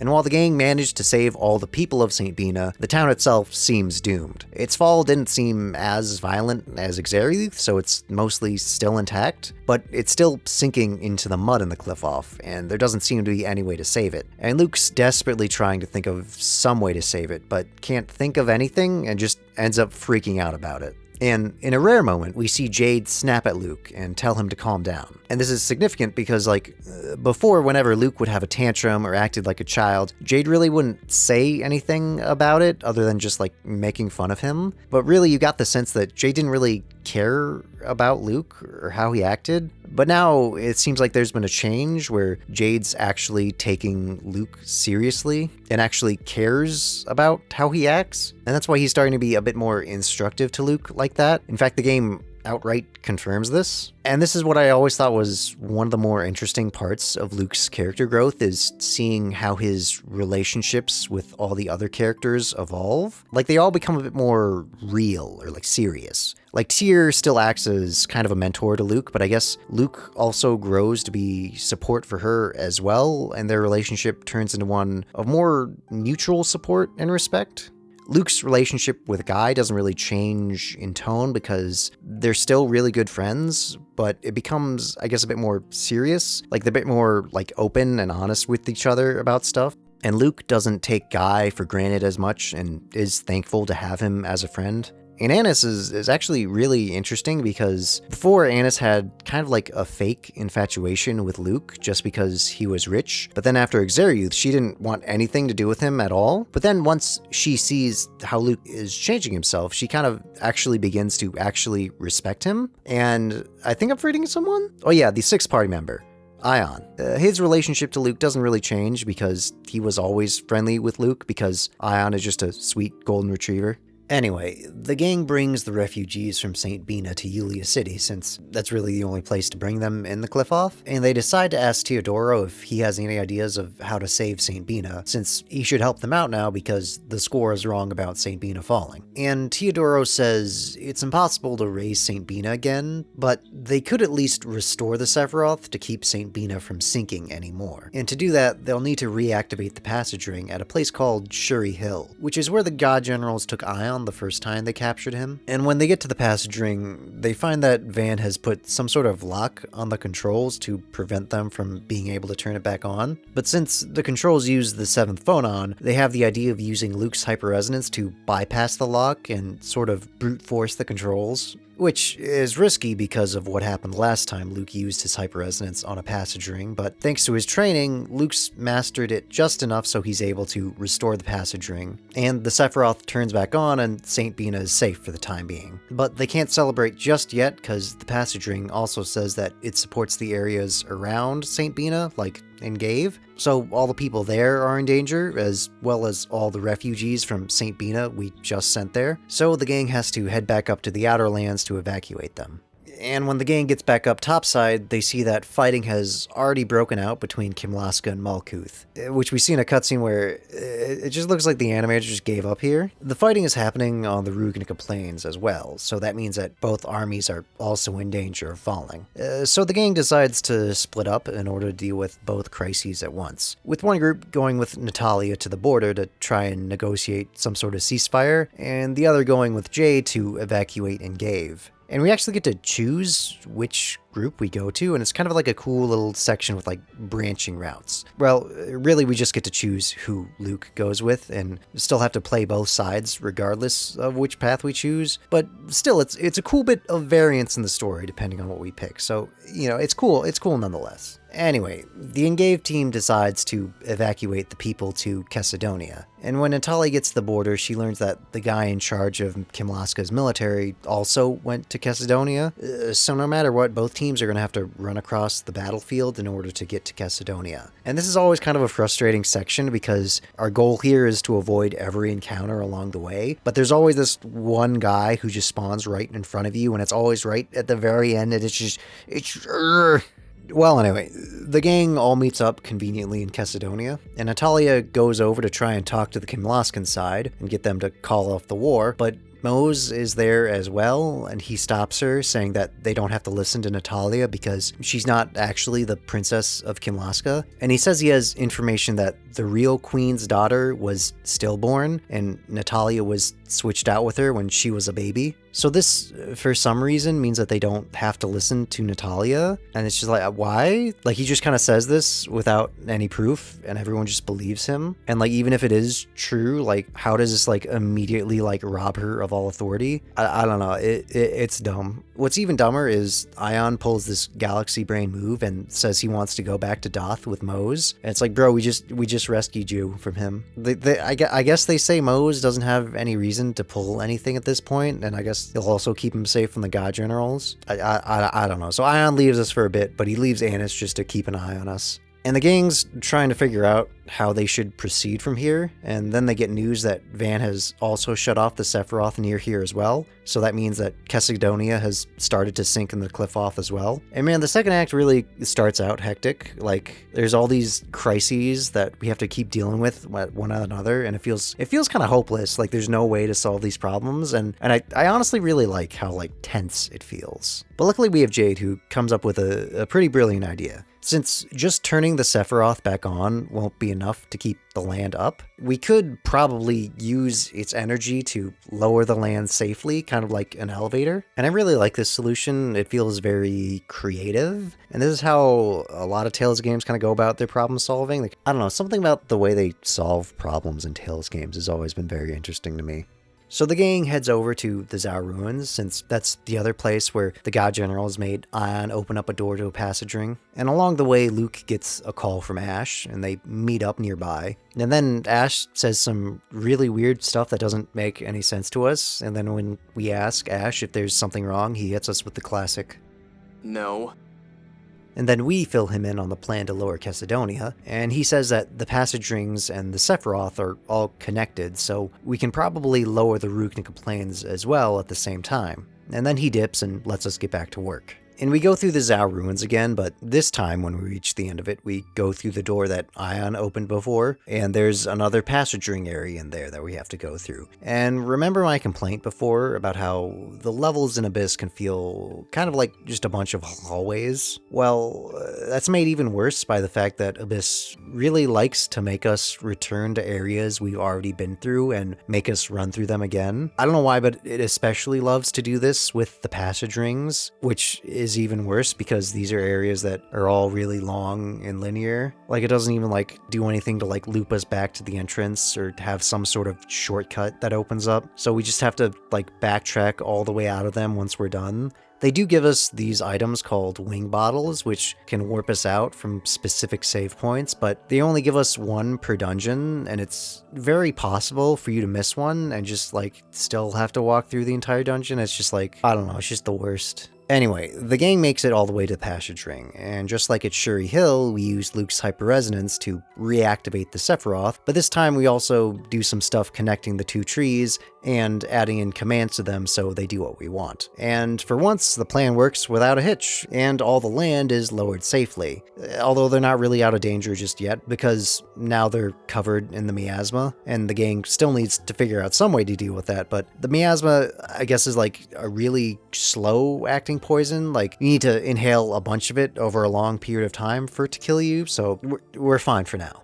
So for the first time in a bit, there's no immediate crisis we have to deal with, and the gang has some time to just try and figure out what's going on. And there's always a few moments like these in Tales games where the party realizes that they have like no idea what's going on. So the goal for a bit just becomes to find out more information about the situation. Like, here Jade notices something about the Sephiroth going out of control. Like, even the ones that Van hasn't messed with yet. And the gang is just like completely lost as to why this is happening or what they could even do about it. But then they remember that, hey, we live in a world where we literally have something that like tells us the entire future, and we're best friends with the guy in charge of it. So they head over to see Ion and Doth to see if the Scores has anything in it about the Sephiroth collapsing. And Ion's like, oh. So he takes them over to a phone stone, which is like what they read the score from. And this is one of the few times where we get to hear what the actual score says, but it's not really helpful. Like, it doesn't really tell us anything we don't already know, and it's also just kind of vague. I don't know, I guess they could be trying to make a point here that the score isn't actually all that useful. We do learn that Luke, or well, Asch, was supposed to die at Akzeriuth, but since Luke, that's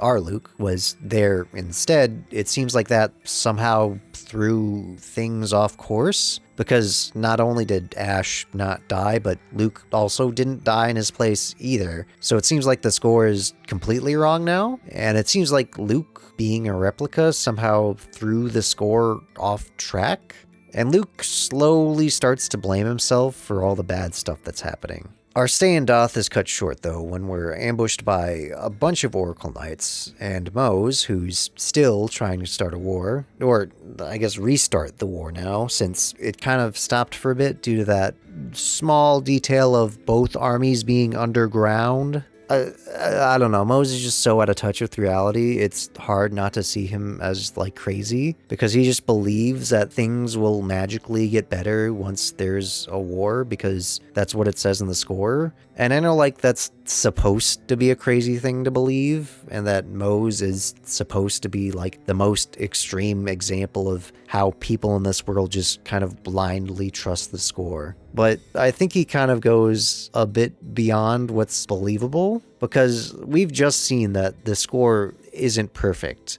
And I kind of think that would be obvious to anyone. And even Mohs himself seems to acknowledge it because that's why he feels like he needs to make what happens in the score happen. But then, like, how does he still think the score is a perfect prophecy if he thinks that? Like, why would he believe anything in the score is going to happen if he knows that it's only happening because he's making it happen?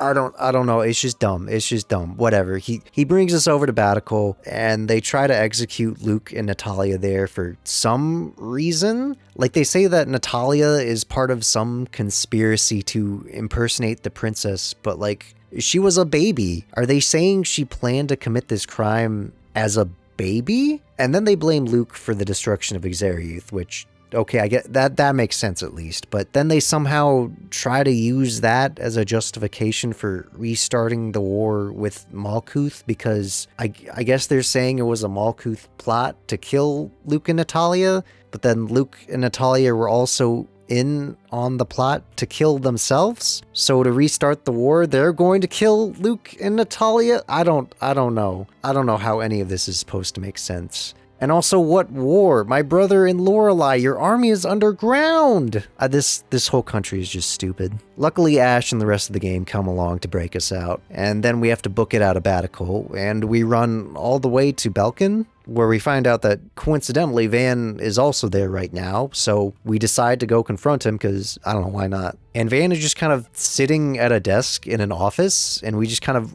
run up and start having an argument with him. And I don't know why, but this is just like one of the most unintentionally funny scenes to me. I don't know, it just seems like such an absurd situation. Just like find the main villain of the game in just like his office and like just get in an argument with him. And it's made even funnier because, like, this is the first time we've seen Van since Akzeriuth, and also the first time where we actually get to hear Van's motivations from his own mouth, and even hear some of his plan laid out. Not only does Van want to destroy all of the Outer Lands, but he wants to destroy the score itself, and his plan to do that involves killing everyone and replacing everyone and everything in the world, because I guess replicas aren't written in the score, so that means it doesn't apply to them, I guess. So that will free everyone from the score, I guess? I don't know. This is a bonkers plan for a lot of reasons. Like, just logistically, how are you supposed to replicate everything in the world? Like, is Van planning to just put everyone in the replica machine one by one? I don't know. I think this is the reason we never actually see the replication process, because there's no process you could imagine that would make this plan feasible in any way. And it just kind of seems unnecessary in the first place, because we've seen the score be wrong a lot of times already. So like, why do you need to take such extreme measures to get rid of it? Also, isn't Van like in a high up position in the organization that controls the score? Couldn't he just like use his position to like just stop the score or like change how it's done, or I don't know, not resort to just killing everyone? I don't know. They try to portray Van as like a very cool and capable character, but like his plan here is just so stupid and unnecessarily evil that he's always been to me just like a borderline comical character. Like, even his whole plan and like reasoning for making Luke in the first place seems ridiculous to me, because like, okay, he made Luke as a stand-in for Asch at Akzeriuth since it said that Asch would die there, but Van, I guess, still needed Asch for stuff, so he made Luke to die in his place. But then Asch showed up at Akzeriuth anyway, but then it seemed like Van was just very easily able to rescue him from there with like another eagle he brought along to save Ion. But like, okay, if it was that easy to just like keep him alive, why not just do that in the first place? Why go through all the trouble of making a replica and then like having to raise him for 7 years when he could have just like spent a month training another eagle? I don't know. Like I said, it's ridiculous. We also learned that Van and Guy knew each other from Hod way back when, and that Guy was even planning to work with Van until he just, I don't know, I guess he changed his mind. And then Asch shows up to just make the scene even more ridiculous, and then it just ends, and everyone just kind of walks away without a fight. And this is also what makes this scene so hilarious to me, because we just kind of, I don't know, show up to Van's office and then like have an argument with him and then just leave. Anyway, outside, Asch gives us a book that Ion wanted to give us that I guess the Order has, that was written way back when the Miasma first appeared, and it has a bunch of information about it. Like, it says that the Miasma is being caused by the planet's core vibrating too much, and that's also what's causing the core in the Qliphoth to liquefy and become mud. And the vibration is being caused by this thing called the Planet Storm. Now, the Planet Storm is yet another one of these important plot elements in Abyss. It's what pulls out the phonons and stuff like that from the planet's core, because that's where all the magic stuff in this world originates from. And the Planet Storm was built a long time ago by the obligatory hyper-advanced ancient RPG civilization in order to pull the phonons out of the core and then spread them all over the world in order to power all the magic and technology in this world. So if they shut off the Planet Storm, all that stuff would stop working, so they can't really do that in order to stop the vibration. But the book does have some plans on how they could build something to cancel out the core's vibration. So the next little section of the game is kind of devoted to the gang working on this plan to try and stop the core's vibration. The plan is that they're going to get the researchers from both Belkend and Sheridan to help them build a machine that will vibrate in the opposite frequency of the core in order to stabilize it. And again, I really like the problem solving here. It feels almost sci-fi, because like we're using science and technology and like the principles we know about this world in order to solve a problem in a kind of creative way, instead of just doing some ancient ritual that magically fixes everything. There's also like a subplot here about the rivalry between the researchers of Belkend and Sheridan, but it's not super important and I don't really care about it, so we're not going to talk about it. Anyway, the first thing we need to do is measure the frequency of the core's vibration, which we can do at a Sephiroth because they're all connected to the core. So we might as well go to a Sephiroth that we haven't been to yet, so we can kill two birds with one stone and set it up to lower safely with the rest of the Outer Land, since we're probably going to have to lower them all eventually. So we head on over to Doth to pick up Ion, because we need him to open the door to the Sephiroth, and we head over to the place where Luke and Tyr started the game, because that's where we think a Sephiroth tree might be, and we start looking around there. And it's around this time where Guy just kind of gets over his phobia of women. Like, he sees some stuff that makes him realize that it's caused by his repressed memories of when his family was killed in the attack on Hod, and specifically him seeing his sister get killed right in front of him while she was trying to protect him. And once he realizes this, he just kind of gets over it like that, and it's just not a thing he has to deal with for the rest of the game. And this just kind of makes it seem even more like something that was just slapped onto Guy's character in order for him to like have something to do. Like, what makes this really obvious is that after he loses his fear, they kind of replace it with him being really into phonon technology and stuff like that, which kind of just comes out of nowhere. Like, he never really was into this stuff beforehand, but after he loses his fear, they needed something to have him do, so they just make him do this, and it's just kind of obvious that's what it is. Whatever. We do what we need to do at the Sephiroth, and in between getting everything set up for the plan, they decide that they should probably go around to like all the world's faction and inform their leaders on their plan to lower the land and get them to agree to it, and also get them to like formally agree to a truce to end the war, and also to like help figure out a way to deal with the Miasma. This, of course, means that they're also going to have to talk to King Ingobert again, which seems a bit soon for this, since it's only been like an hour since we were chased out of Baticul as criminals. But fortunately, when they go see the king this time, he comes to his senses and decides to stop being cringe and start being chill, and recognizes that Natalia really is his daughter, which is a genuinely sweet scene between Natalia and her father. But it is kind of weird how quickly this whole conflict just wraps up, especially because of like how much of a fuss they initially made about Natalia not being the real princess. I don't know. I never really liked this plot line. It always felt a bit forced, like it just made a bunch of characters act really dumb in order to make it happen. I guess it at least gave Natalia some plot relevance for a bit, which is something, I guess. whatever. We get the king on our side, and we go to talk to the rest of the world leaders. And this is where Abyss starts to show another one of its bad tendencies. It loves to have these sections that are just go here, talk to this person, then go here, talk to this person, then go here, and bring this person to this place, and then talk to them there. And it feels like there are some stretches in this game where all you do is go to the same 3 places and talk to the same 3 people.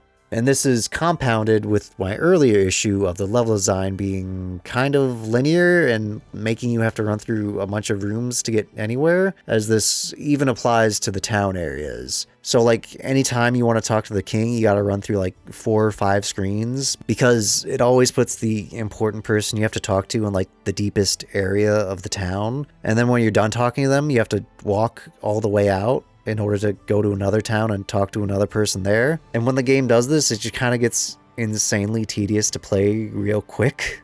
Whatever, we get all the world leaders and we bring them to Yulia City because I guess that's a neutral place for them to meet. And we finally have the negotiations, and this is where Guy decides that this is the best time to try and get revenge for Had, and he pulls his sword on Ingobert and threatens him. But then Peony comes forward and admits that Malkuth destroyed Had themselves to destroy the Kimlaskan army on it, and also to hide the fact that they were doing some sketchy Famicry research there. The way they did it was they hooked up some kid to a machine that caused a hyperresonance to blow it up, which I guess makes even more parallels with the destruction of Had and the destruction of Akzeriuth. And as it turns out, that kid's name was Van, which means that, well, actually, I don't know. I don't really know what that means. I think it's just a cool thing to know.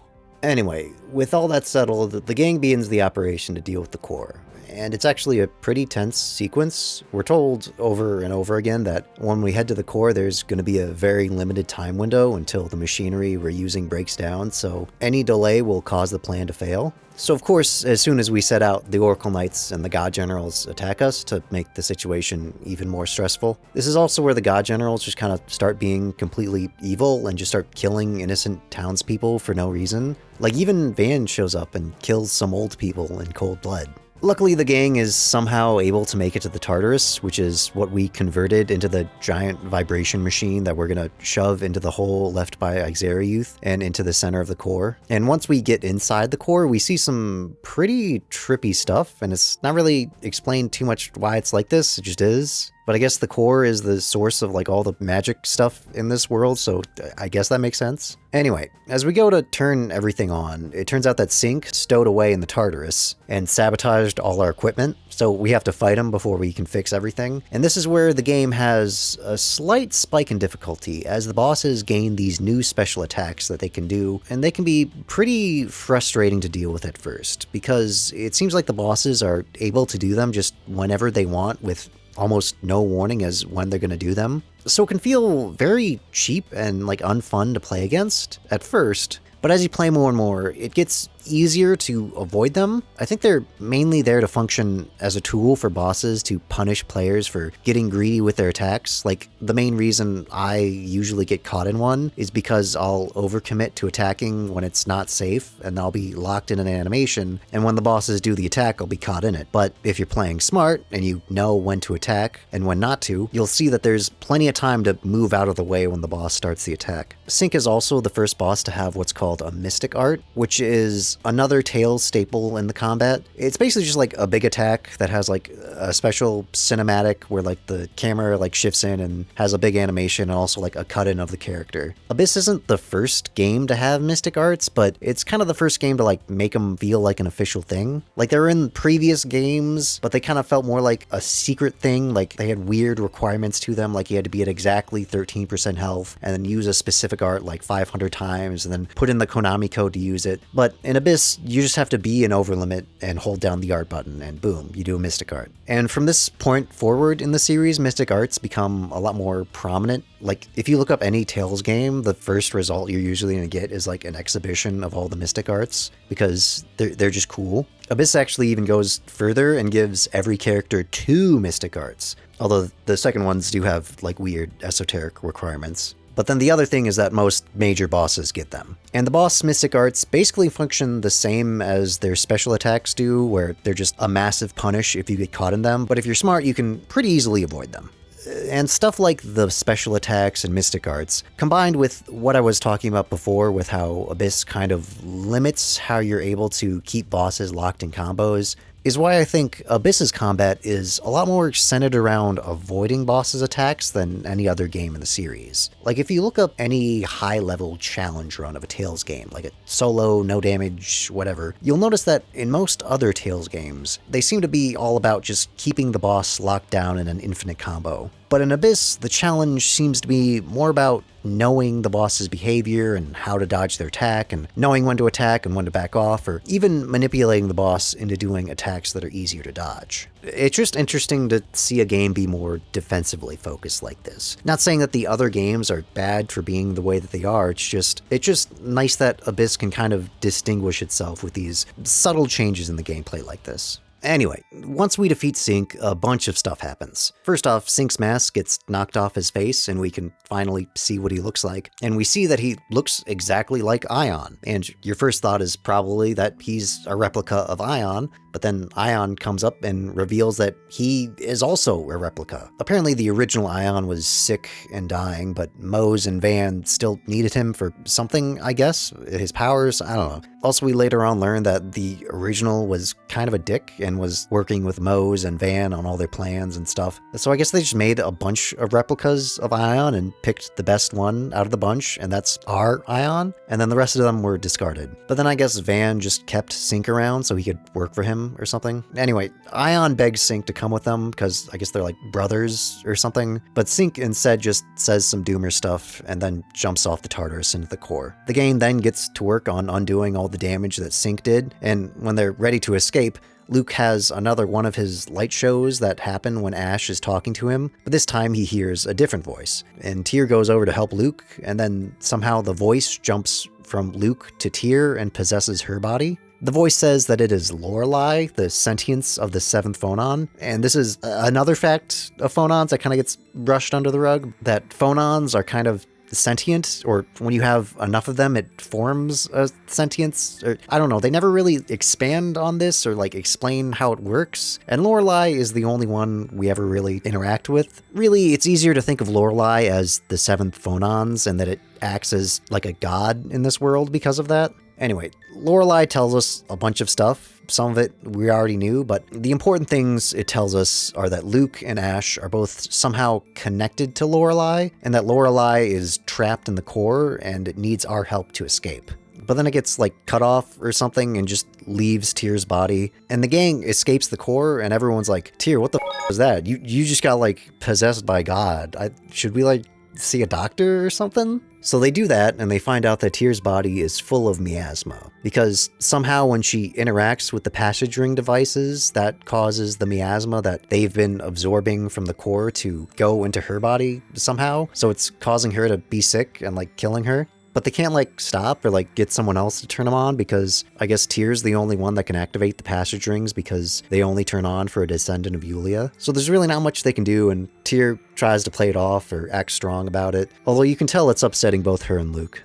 Anyway, the rest of the second act is basically just us going around to all the remaining Sephiroth and setting things up so that everything should go smoothly when we eventually plan to lower all the Outer Lands. We have 3 more left, one that's in like a Badlands area, then one in a volcano, and finally one on a mountaintop. And for the most part, it's pretty smooth sailing, like nothing really happens to impede our progress. And we even learn that lowering the land should also conveniently push all the miasma and the Qliphoth back into the core, somehow. But yeah, other than going to the Sephiroth, nothing really happens here plot-wise. And this part always kind of feels weirdly rushed pacing-wise, like we just kind of shotgun the last 3 Sephiroth here, and it feels like they just kind of ran out of stuff for us to do in between it. I don't know, it really just feels like they just stopped caring pacing-wise at this part of the game. So, I don't know, whatever. If the game's not going to care about pacing, I'm not going to care about it either, so here's just a bunch of random stuff that I couldn't figure out where to fit anywhere else. First up are capacity cores, which are kind of the main form of character progression in Abyss after leveling and learning new arts. It's a pretty unique system and kind of cool, but it's also kind of like hard to understand. Not because it's super complex or anything, but because it's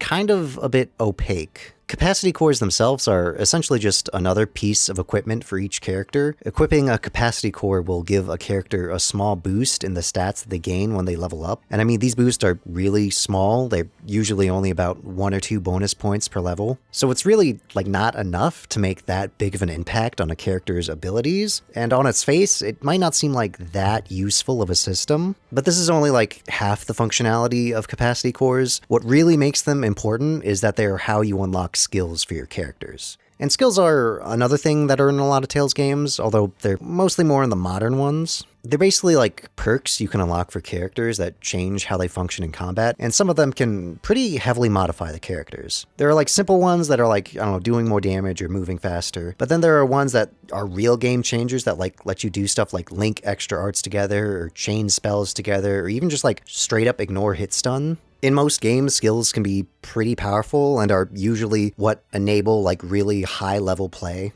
So unlocking skills is usually an important thing to do in Tales games. And each Tales games has their own unique system for how you unlock and equip skills. And like I just said, in Abyss, the way you learn new skills is with capacity cores. The way it works is that the game keeps track of how many bonus points you've earned from capacity cores when you level up. And once you earn enough points in a certain stat, you'll unlock a new skill. So like, I don't know, a skill might require you to earn 60 bonus points in strength or speed or whatever. It's a pretty cool system. It adds another layer of progression to the game, which is nice, but the problems with it is that it's kind of an unintuitive system and also not really explained well to the player. Like, I don't think there's any place in the game where it tells you this is how you unlock new skills, and like there's nothing in the menu that like shows you how many points you need in order to unlock a skill. So like the only way for a new player to really understand the system is for them to like look up a guide. So it's very possible for a player to like go through like pretty much the entire game not knowing how the system works and like get to the last boss and realize they've unlocked like almost no skills, which may or may not be what happened to me on my first playthrough.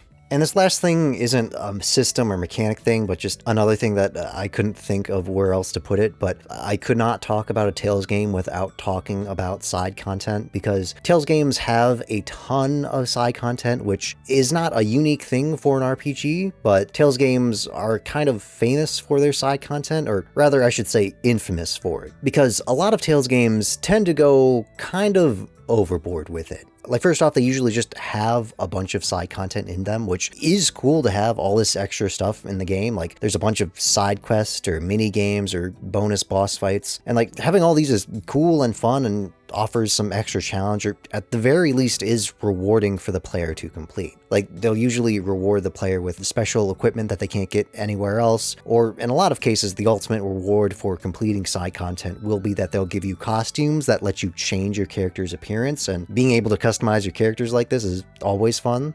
And the way side quests usually work in Tales games is that they're essentially just extra scenes of dialogue that you can find in random spots while you're exploring. And when you find a scene, that will then trigger another scene somewhere else, and watching these scenes is basically how you progress the side quest. The problem is, though, is that these are implemented in kind of an archaic way. First off, there's nothing telling you where these scenes are or where you need to go to find them. Like, there's nothing like a quest marker or even a quest log or something in-game keeping track of them or telling you that these even exist. But the worst part is that most of the side quests are time-gated, meaning that the scenes are only available during certain parts of the story. So if you progress the story without seeing a certain scene, you are then just locked out of that side quest for the rest of the game. So this means that you have to keep track of all of these on your own, and usually whenever I play a Tales game, I'm constantly just referencing a guide, making sure that I get all the side content and don't miss anything, and that becomes a challenge in and of itself. And Abyss might be the worst offender of this in the entire series, because like, not only does it have a lot of side content, but a lot of it is very hidden or has very obscure requirements and are just in general very easy to miss. And what's worse is that Abyss locks a lot behind its side quests. Like, a lot of the characters have arts that are only unlocked by completing side quests, which in a game where characters already have a limited move pool, the possibility of missing a chunk of it is not really all that fun. And honestly, honestly, a lot of side quests in Abyss aren't the funnest thing to do because a lot of it is just more go here, talk to a person, go to another place, talk to another person. Like there's this one side quest where you just go back and forth talking between two generals, and it's the most tedious thing ever.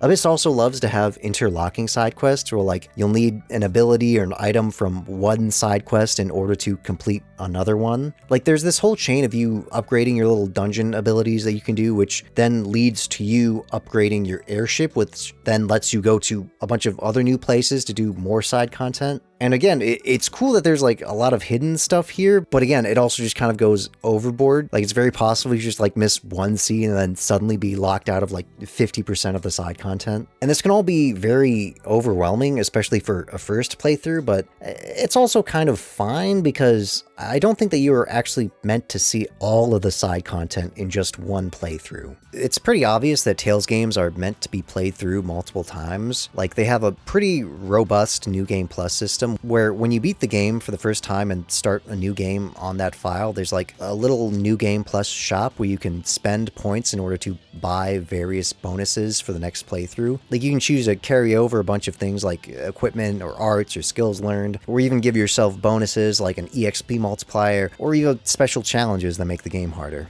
And it's cool because like you get to customize which bonuses you get for each playthrough, but it also creates like this like meta challenge because of how you go about acquiring these points. The points you spend here is called grade, and you earn grade after each battle just like gold or experience. And how much grade you earn after a battle is determined by your performance in it. So stuff like not taking damage or performing long combos earns you more grade, while stuff like dying or having to use items loses you grade. So you could say the game is literally grading you on your performance. By the way, don't be intimidated by any of this stuff or like the stuff I've been saying before with like how deep the combat can be. Like don't think that that means that if you play any of these games, you have to be super good at them, because the difficulty in Tales games is kind of optional, or better put, self-imposed. Because even on the highest difficulty, usually Tales games are not the most challenging games to play through. The difficulty comes from more restrictions you place on yourself, like not letting yourself use items, or trying not to die during a boss, or even trying to beat a boss only using one character. But if you don't really want to bother with any of that stuff, you really don't have to. Like you can just kind of face tank everything and spam life bottles to get through the game, and that is 1000% a valid way to play these games. But if you do want to challenge yourself, then the combat does have depth for you to really sink your teeth into. And honestly, I really like how Tales games are able to straddle the line and both be accessible like this, but also have plenty of depth in the gameplay. In fact, it feels like the first time you play through a Tales game, you're really not even supposed to know what you're doing. And then it's really after you reach New Game Plus is when you're supposed to start challenging yourself. Like it's only then that you unlock the highest difficulty. And you might be wondering yourself like how replayable these games can be, because it's not like the story changes at all. So how do these games not get old playing them over and over again? But it's kind of like rereading a good book or rewatching a show you like. Knowing what happens in it doesn't necessarily take away from the enjoyment in it. And I think Tales games are kind of written in a way where every time you play through them, there's always something new that you notice, like some detail you didn't notice in the story before, or some meaning behind the line that now you're finally understanding. And you know, there's also the obvious things like all the side content that you might have missed on one playthrough you can finally see, or stuff like improving on the combat or trying out different parties or playing as a different character. Like there's just like a ton of stuff in these games, and then they're also just very replayable. So honestly, if you were looking at games purely from a value you get for your money standpoint, Tales games are probably some of the best there are. Whatever. We should probably get back to the plot. Alright, so the only Sephiroth where stuff really happens is the last one at Mount Roneal, because that's where the God Generals finally decide that they should probably do something about us, and like all of them decide to attack us. Well, all of the remaining ones, which is only 3 of them, there's Lagretta, Arietta, and Largo left, because, well, Sync jumped into the core, and Asch defected from them a long time ago, and Dist. Oh yeah, Dist. Okay, yeah, this is actually one of the funniest bits of the game. Like, way earlier in the game, Dist challenged Jade, and I guess also the rest of the gang, to a duel, and he said that he was waiting for Jade in their hometown of Ketterberg, but instead of going to fight him, Jade was just like, you know, let's just not do that, and we just leave him waiting there in what's essentially a blizzard, and then we find him later in the game, like half frozen to death, and then Jade just tortures him for information on what Van and the rest of the God Generals are doing, and then just leaves him for dead. Like, this whole sequence is just so hilarious, and just another example of why Jade is the best character ever. Anyway, we have a big boss fight with the rest of the God Generals, and it's actually kind of a really hard fight because we're fighting all 3 of them at once. And these like fights with multiple bosses at once are usually some of the hardest in Tales games, but we still somehow beat them, and the battle causes an avalanche to happen, which conveniently only sweeps up the God Generals and apparently kills them. And just like that, it seems like all the God Generals are dealt with. So the only thing left for us to do now is activate the last Sephiroth. But when we do, it starts going crazy, and we find out that Van has somehow sabotaged all of the Sephiroth so that they're all losing power now, and everywhere is in danger of falling, and the entire Outer Lands could fall at any moment. So our only option is to lower the land immediately, and to do that, we need to go to a place called the Absorbtion Gate, which is like one of the 2 special Sephiroth where the planet storm begins and ends. It also just happens to be where Van is, so it looks like we're going to also have to confront Van and stop him there as well. And the game really tries to make us think that this is the final battle and that the game is ending here. Like, we even get the RPG cliche night before the final battle where everyone has a heart-to-heart scene with Luke where they all reflect on the journey up till now and also reflect on how much Luke has changed over the course of the journey. And they all basically say like, hey, Luke, you know what, you're pretty cool now. Like, even Asch shows up to talk for a bit, but he's not that friendly. He just kind of says that he's leaving Van to us and tells us not to screw things up. Anyway, the gang heads over to the Absorption Gate, and again, the game is really trying to make us think that this is the final dungeon, and by that I mean it makes the Absorption Gate a really long dungeon. Like, it has like a bunch of floors, and at one point it even splits the party up and makes us do like this dumb puzzle, and it's just, I don't know, just why? Why is it so long? Why does this game feel like it needs to make its levels so long?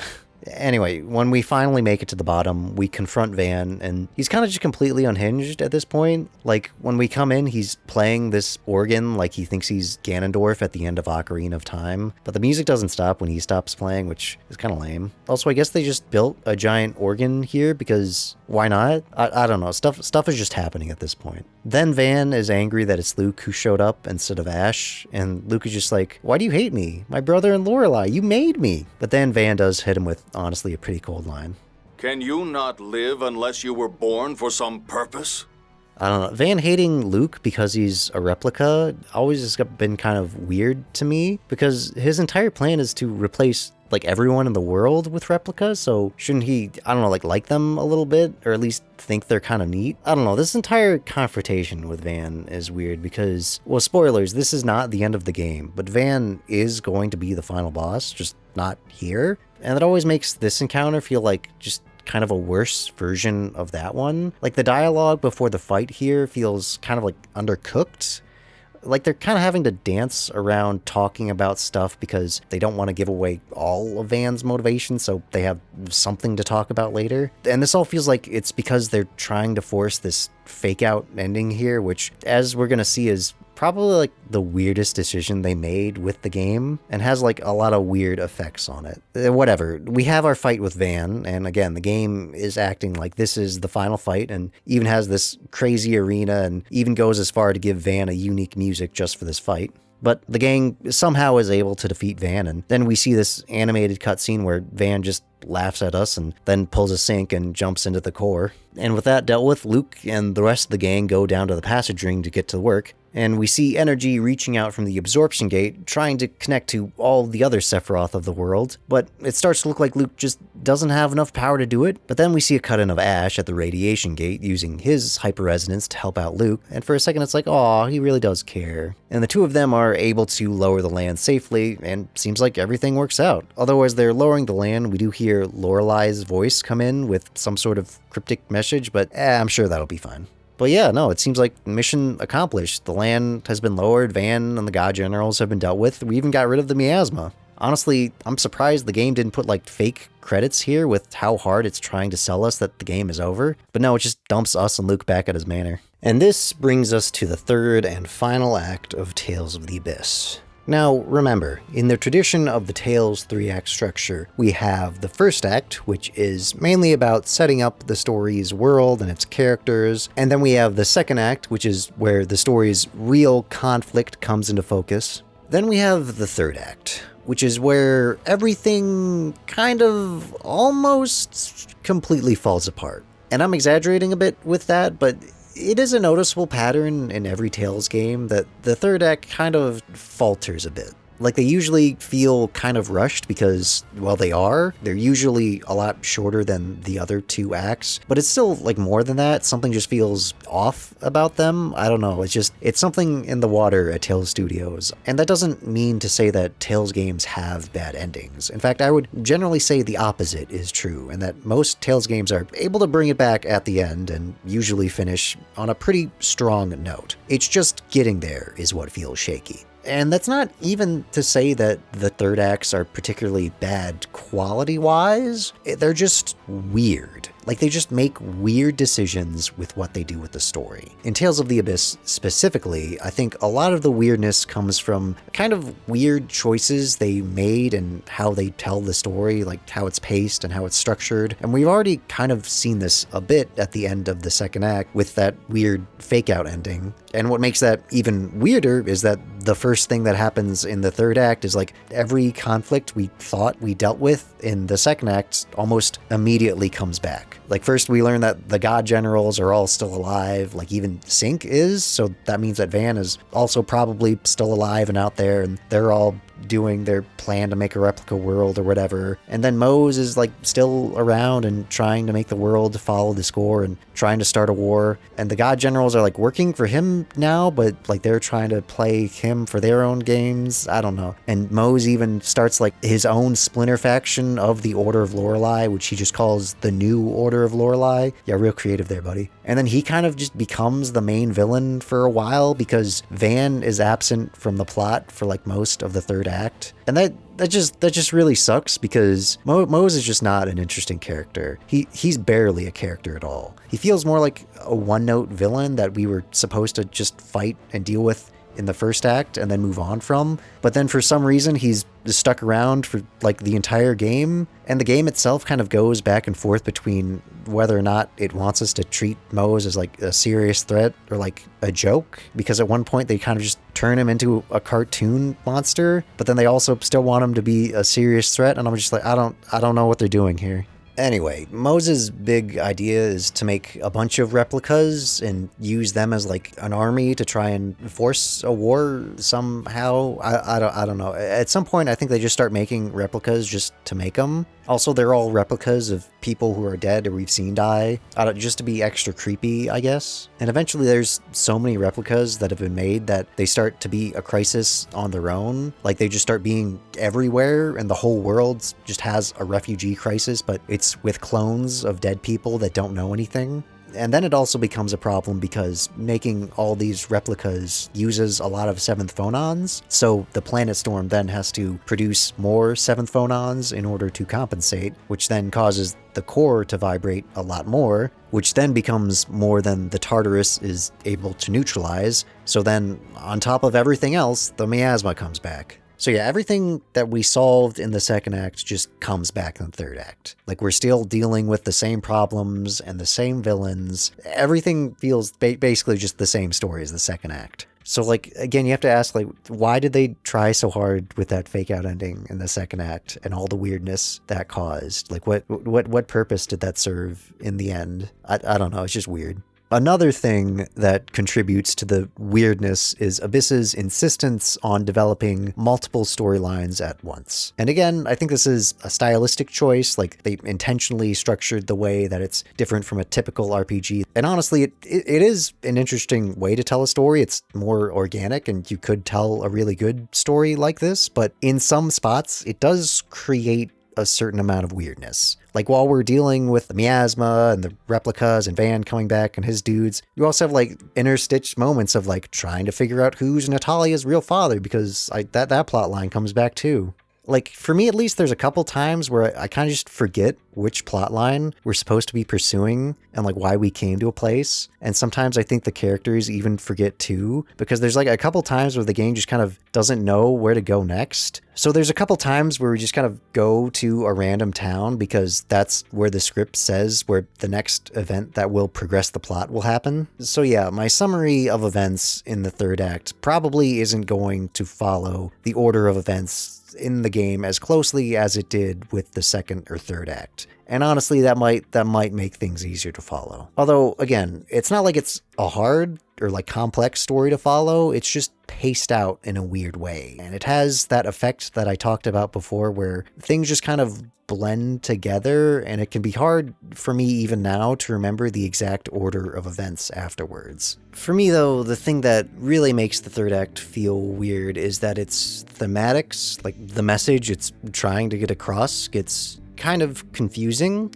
Like I said before, that Tales games usually try to at least have some sort of message or say something, like they're not afraid to handle big society topics, or they might try to make some deep philosophical or esoteric point. And this has always been a big reason why I love this series, because this stuff is interesting to me, and this has always elevated the games from being just another RPG series. And in a Tales game, the third act is usually all about driving home the message of the game, and usually is where they just outright say what the main theme or lesson or whatever the whole game is about. And just like how everything else in the story has been centered around Luke's character development, a lot of the core themes and ideas of Tales of the Abyss are mainly communicated through Luke's character arc. And Luke's character arc in the third act is him basically having a very literal identity crisis. Luke's thought process is that since he's a replica, he doesn't have an original identity to begin with, and he's not who he thought he was. Who he thought he was is Asch, and Luke is just a replacement for him, but Asch is still around, so Luke can't even act as a replacement for him. So then why is Luke even still around?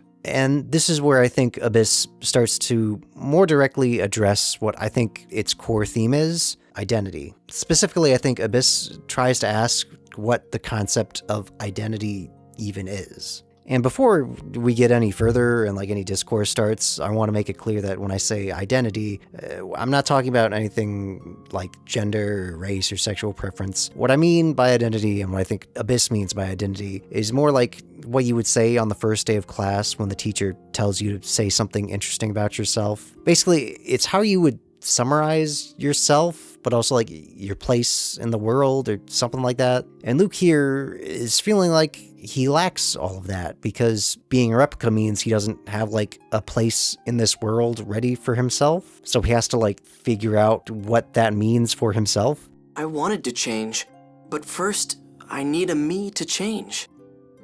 I don't have a me in the first place. So I think I need to find myself. And honestly, the way Luke goes about expressing all these feelings and trying to find answers to them really makes me feel for the guy, and is actually very relatable. And you know, not just because I'm also a clone, which this is canon, this is lore, check the old videos. But honestly, who hasn't felt this way at one point? It's very easy to look at other people and feel like they have some concrete sense of who they are. Like, they know what they're good at, or they know what they like, and they feel very secure in their place in the world. And then, in comparison, you look at yourself and feel like, I have no idea who I am. I don't have this concrete image in my head of who I am. If I had to describe myself to another person, I couldn't.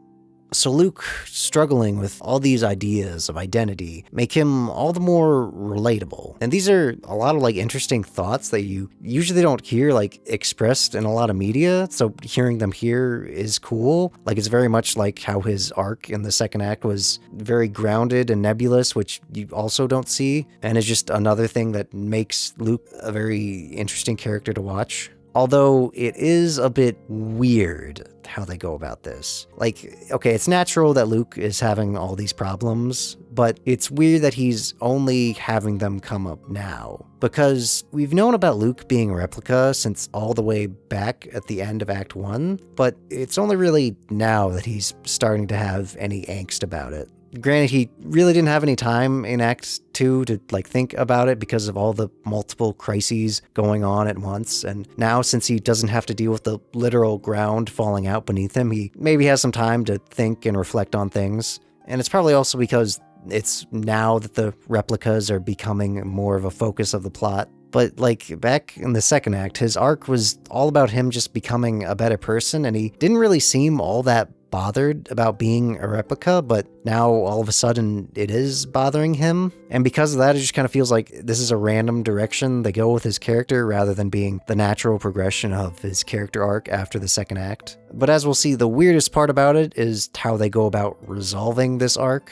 That'll all happen later. For now, let's actually talk about what happens in the third act, which, like I said, the first hour or so is basically just resetting everything that happened at the end of the second act. Luke reunites with the rest of the party, the God Generals come back, the Miasma comes back, there's replicas, all that stuff. The first real big thing that happens is that we find out that Anise has been working as a spy for Mohs this whole time, since the beginning of the game. She's been feeding Mohs information about what Ion and the rest of the gang have been up to, but she's not really our enemy. She's only really doing this because Mohs is threatening her parents if she doesn't. And having a member of the party betray us is probably the most famous Tales trope, since it blew everyone's mind when Leon did it in Tales of Destiny. Although Anis's betrayal here is probably one of the weaker examples because she's not really betraying us. Like I said, Mohs is forcing her to do it and basically holding her parents hostage. And it's really only now that she's actively working against us because she's forced to help Mohs kidnap Ion. And Mohs takes Ion to the Sephiroth they have in the volcano near Doth so that I guess Ion can read the score for him because I actually don't know why. I don't shouldn't Mohs already know the score? Why does he need to read it again? Maybe he just likes to hear it. Maybe he's just a fan. I don't know. Anyway, the gang needs to save Ion because Ion's a replica. If he reads too much of the score, it'll kill him because I don't know, reading the score is bad for him, I guess, because I don't know. Didn't we read it earlier and it was fine? I don't know, maybe this is the special score that kills you. Also, if reading the score is so taxing on people, I don't know, couldn't they just write it down so they wouldn't have to do this? The gang makes it to where Mohs and Ion are, but we're too late and Ion is already reading the score. And we hear what it has to say and it has a lot of grim stuff in it. But we do hear one new line that's kind of helpful and kind of implies that Ion did this on purpose to try and help Luke figure out a way to deal with the miasma. The light of the sacred flame shall approach a Kimlaskan city of phone machines, seeking a way to purify the taint. There, salvation shall be found through the use of a forbidden power. And Luke tries to stop Ion, but it's too late. And Ion's last act is to take the miasma from Tyr's body into his own, curing Tyr of her illness and kind of making that plot point just completely irrelevant. And then Ion says his goodbyes to Luke and Anise. Thank you for everything, my most cherished. Ion! Ion's death is pretty raw because it comes out of nowhere and feels like it happens for almost no reason and probably could have been easily prevented. It can definitely make you hate Anise too because you can directly attribute his death to being caused by Anis's betrayal, and that's why I think she gets a lot of flack as a character, especially because it feels like this whole thing just kind of gets swept under the rug almost immediately and everyone just forgives her and forgets about it like that. But I think this is because, I don't know, they never really do a good job of developing Anise. She has a super tragic story here. Her parents are kind of incompetent with money to the point that, they're in extreme debt and basically in indentured servitude to Mohs, which then explains why Anise is such a gold digger. It's not just because she's greedy, but because she's lived in poverty her whole life and wants a way out of it. There's a lot of interesting stuff here that they could have explored more, but they just didn't. And I always feel I don't know, there's just wasted potential with Anise.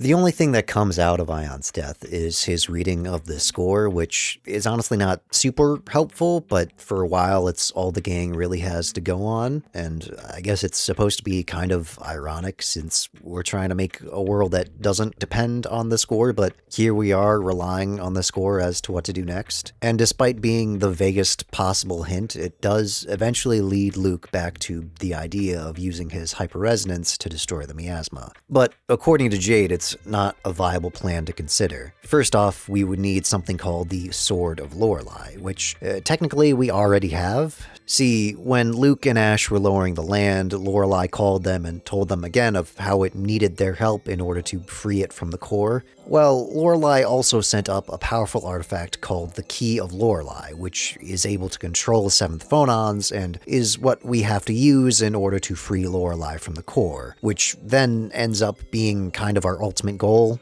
But for some reason, Lorelei thought it would be a good idea to split the key into 2 separate items called the Sword of Lorelei and the Jewel of Lorelei, and sent the sword to Asch and the jewel to Luke. Well, it was supposed to send the jewel to Luke, but Luke never got the jewel, so it's kind of a mystery as to where it ended up. And Asch spends most of the 3rd act going around to all the other Sephiroth because he thinks Luke screwed up somehow and left it at one of them. So Asch has the Sword of Lorelei, which we could probably somehow borrow or get from him. But the real problem, Jade says, that in order to destroy the miasma, we'd also need a bunch of 7th phonons, which Jade theorizes, in a very Jade way, that they could get from killing about 10,000 7th phonists. And then he also says that no matter what happens, causing a hyperresonance that big would definitely kill the person that was doing it. And you would think that this idea sounds so ridiculous that they wouldn't even consider it, but eventually the miasma does become so much of a problem that they really need to deal with it, and they don't have any other ideas, so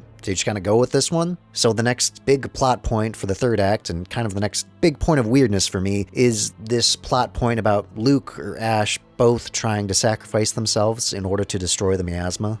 Like, what's weird is they're both totally willing to do it because I guess they just both want to die now. To the point that, like, they even start fighting over which one of them is going to do it. Like, as soon as Luke tells Asch about the idea, Asch just books it in order to do it himself because he already has the sword. And Asch has the idea to use replicas in place of 7th phonists since the replicas are made of 7th phonons, so I guess they work as a substitute. So Asch heads up to a place called the Tower of Rem, which is where all the replicas in the world start gathering at one point, for some reason. And the gang has to chase after him to try and stop him. And again, there's another dungeon that's really long and linear that, guess what, we're gonna have to go through this twice, because the first time we go up there to stop Asch, and like, I don't know, we could probably do it there, but they decide, hey, you know what, we should probably, like, I don't know, go talk to all the world leaders again, because we love doing that. And it's just, come on, can't we just go to a place and do a thing and be done with it just once? Like, I don't know, all we really do is like go back down and then head to Doth and talk to all the other world leaders there, and all they say to us is, yeah, Luke, we have no idea how to solve this problem. We need you to die for us. Damn, that's crazy.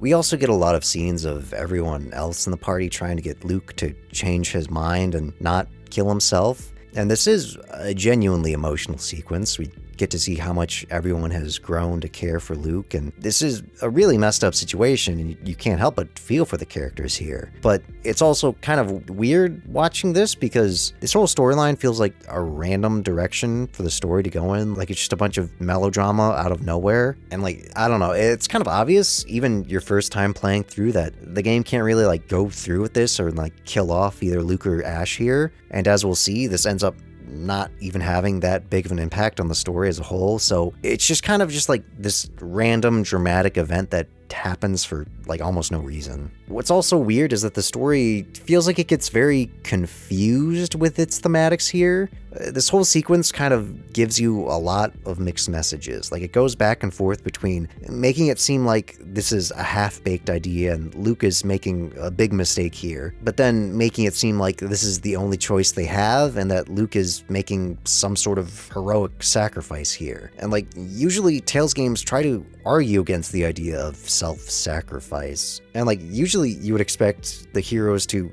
I don't know, reject this plan and try to find some other way to solve their problems, especially in a game that's all about rejecting destiny, kind of. So it kind of even like goes against the game's core themes here a little bit. And then what's really weird is how this whole plotline resolves. So both Luke and Asch make it to the Tower of Rem in order to sacrifice themselves, and they start fighting over who's gonna do it, and it ultimately ends up with Luke grabbing the Sword of Lorelei and starting the hyperresonance. But like in the middle of it, something weird happens and goes wrong with the hyperresonance, so Asch has to jump in and try to help out, and they're able to use both of their hyperresonances to destroy the miasma along with all the replicas. But at the end, both Luke and Asch are still alive, and they're even holding hands, so I guess they do care about each other. Aww. But yeah, no, that's it. That's the climax of this whole storyline. Like, and that's honestly like the weirdest part to me about it, because like I don't know, all this back and forth and angsting over sacrifice, and they just end up doing it, and everything's fine and works out, and it just goes back to normal, and they barely even like acknowledge anything happened. Like the only thing that's lost is all of the replicas die, which they kind of just gloss over. Like there's, I don't know, a couple of lines where they promise to like help out the remaining replicas, but other than that, it's really not given that much weight, which is kind of messed up, because like the equivalent of 3 9/11s just happened, and everyone's just acting like it's nothing. What's even worse is that the game kind of almost acts like this also solves the replica crisis, like they killed 2 birds with 1 hyperresonance, and I'm sorry if your solution to a population crisis is to just kill that population. That's kind of the most problematic thing ever. But no, whatever. The story moves on. There's basically no consequences to this whole thing. Like, there's a bit about how the strain of the hyperresonance is now causing Luke's phonons to separate. So I guess he's technically dying, but, you know, it's just going to take a minute. But, you know, it's kind of like Tyr's miasma poisoning, where you kind of feel like it's just going to end up getting fixed somehow anyway, so you don't really put any real weight on it. And I guess what was really the point of this whole arc was to be a catalyst that pushes Luke to the conclusion of his character arc. Because it's in the middle of the big hyperresonance that it's when Luke realizes, I'm not even sure what he realizes here. I guess they're going for, like, once he feels he's about to die, then he realizes he wants to live.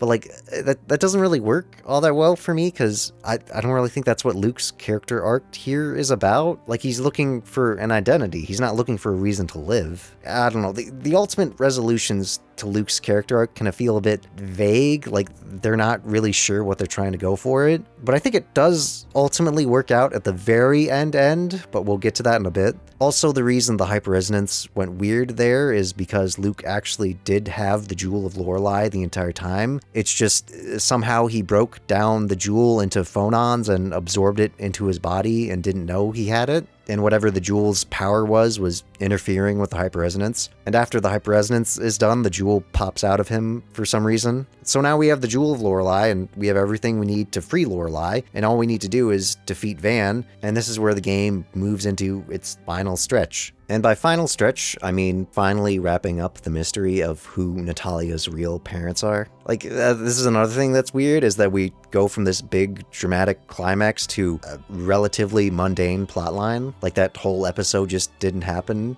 Whatever. It is kind of weird that this plotline runs throughout pretty much the entire second half of the game. Like, I don't know, it feels like this could be something that could have been wrapped up very quickly, but it's just stretched out forever. Like, all throughout the third act, we kind of get hints that Natalia's true father is actually Largo from the God Generals. Like, first we find a pendant that he dropped that had a picture of Natalia as a baby, but I don't know how we know what she looks like, but fine. Then we go to investigate a bit more about his past until Largo just outright confirms it to us. And then, for some reason, we decide to just not tell Natalia, which is kind of messed up on its own. But even when we do tell her, all it basically adds up to is, man, isn't it tragic that Natalia has to fight her own father? Which, I don't know, it feels like kind of a weak payoff to this whole storyline that's basically been playing throughout the entire game. Although the best part of it is that Largo actually gets to be a real character now, since up to this point he really hasn't done anything, and his whole personality has just been being 6'2". But once we learn about his backstory, he actually becomes a pretty sympathetic character. And also, it leads into us learning more about his motivations and also the true motivations of Van and the God Generals. So okay, Largo used to be just a guy, like he lived a normal life and he had a wife and, you know, all that stuff. But then they're told by the Score that they needed to have a child. So they did that, and that was Natalia. But then she was taken from them in order to replace the princess, and then Largo's wife died, and Largo's life basically just kind of fell apart, and he blamed it all on the score, and eventually joined up with Van because of that, which is a tragic story, but more importantly, Largo tells us what Van told him about how the score really works, and that it's part of what's called the planet's memory, which is kind of exactly what it sounds like. Every memory until the end of the world, and everything moves according to that memory. The planet itself has a memory of everything that has happened and also everything that is going to happen. And when you read the score, you're just reading a part of that memory. And again, it never really explains how this works other than that it just exists. I don't know, it's caused by 7 phonons or a part of Lorelei or whatever. The main takeaway from this is that the planet's memory is essentially destiny, and that there is some real predetermination in this world. Because up till now, it kind of only seemed like the score only became true because everyone followed it and made it come true. But if what Largo and Van says is true, then even if the score isn't being read, the world will still follow it. Which is kind of an important thing to know in order to truly understand the motivation of Van and the God Generals. Like, their plan to make a replica world makes a little bit more sense now because the replicas are somehow outside of the planet's memory, so making a replica world is the only way to escape it, and it's understandable why they're going with such an extreme plan now. Anyway, the next item on our agenda is putting a stop to the planet storm. Since it's causing a bunch of problems, like it's what's causing the core's vibration, which could cause the miasma to come back, which is kind of a vague environmentalist theme, which Tales games usually like to have those, but Abyss has one of the more understated ones. The real problem with the planet storm is that it's blocking our path to Eldrant, which is... okay, so a while ago, the new Order of Lorelei, led by Mohs, raised up a replica Hod from the ocean, which they kind of are using as a base, and it's kind of obvious if you played a Tales game, this is going to be the final dungeon because it's a giant floating thing in the sky, which that's what all Tales final dungeons are. So we need to shut off the planet storm in order to get to it. Luckily, since we have the jewel now, that should be pretty easy for us to do. We just have to go to the points where the storm starts and ends, which is the Absorption Gate and the Radiation Gate. Now, if you remember, we've already been to the Absorption Gate, and guess what? We have to walk through the whole thing again. But luckily, this is the last time we have to do something like this.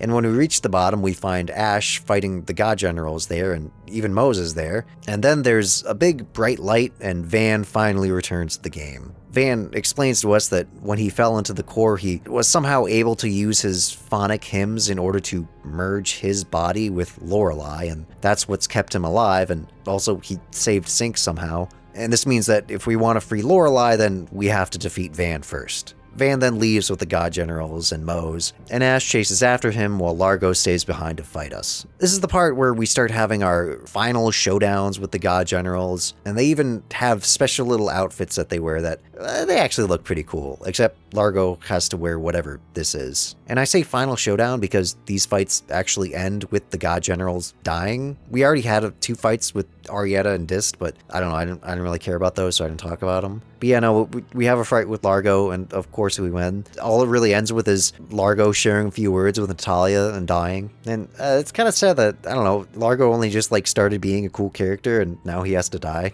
And we still have to close the Absorption Gate, which surprisingly is as simple as just using the Jewel of Lorelei on it. Although when Luke does that, he then gets some weird vision that I think is supposed to be the planet's memory. Like, we see Van in the core and see how he absorbed Lorelei and saved Sync. And then we see Asch fighting Sync, and I'm not really sure whether this is supposed to be like happening right now or sometime in the future or whatever.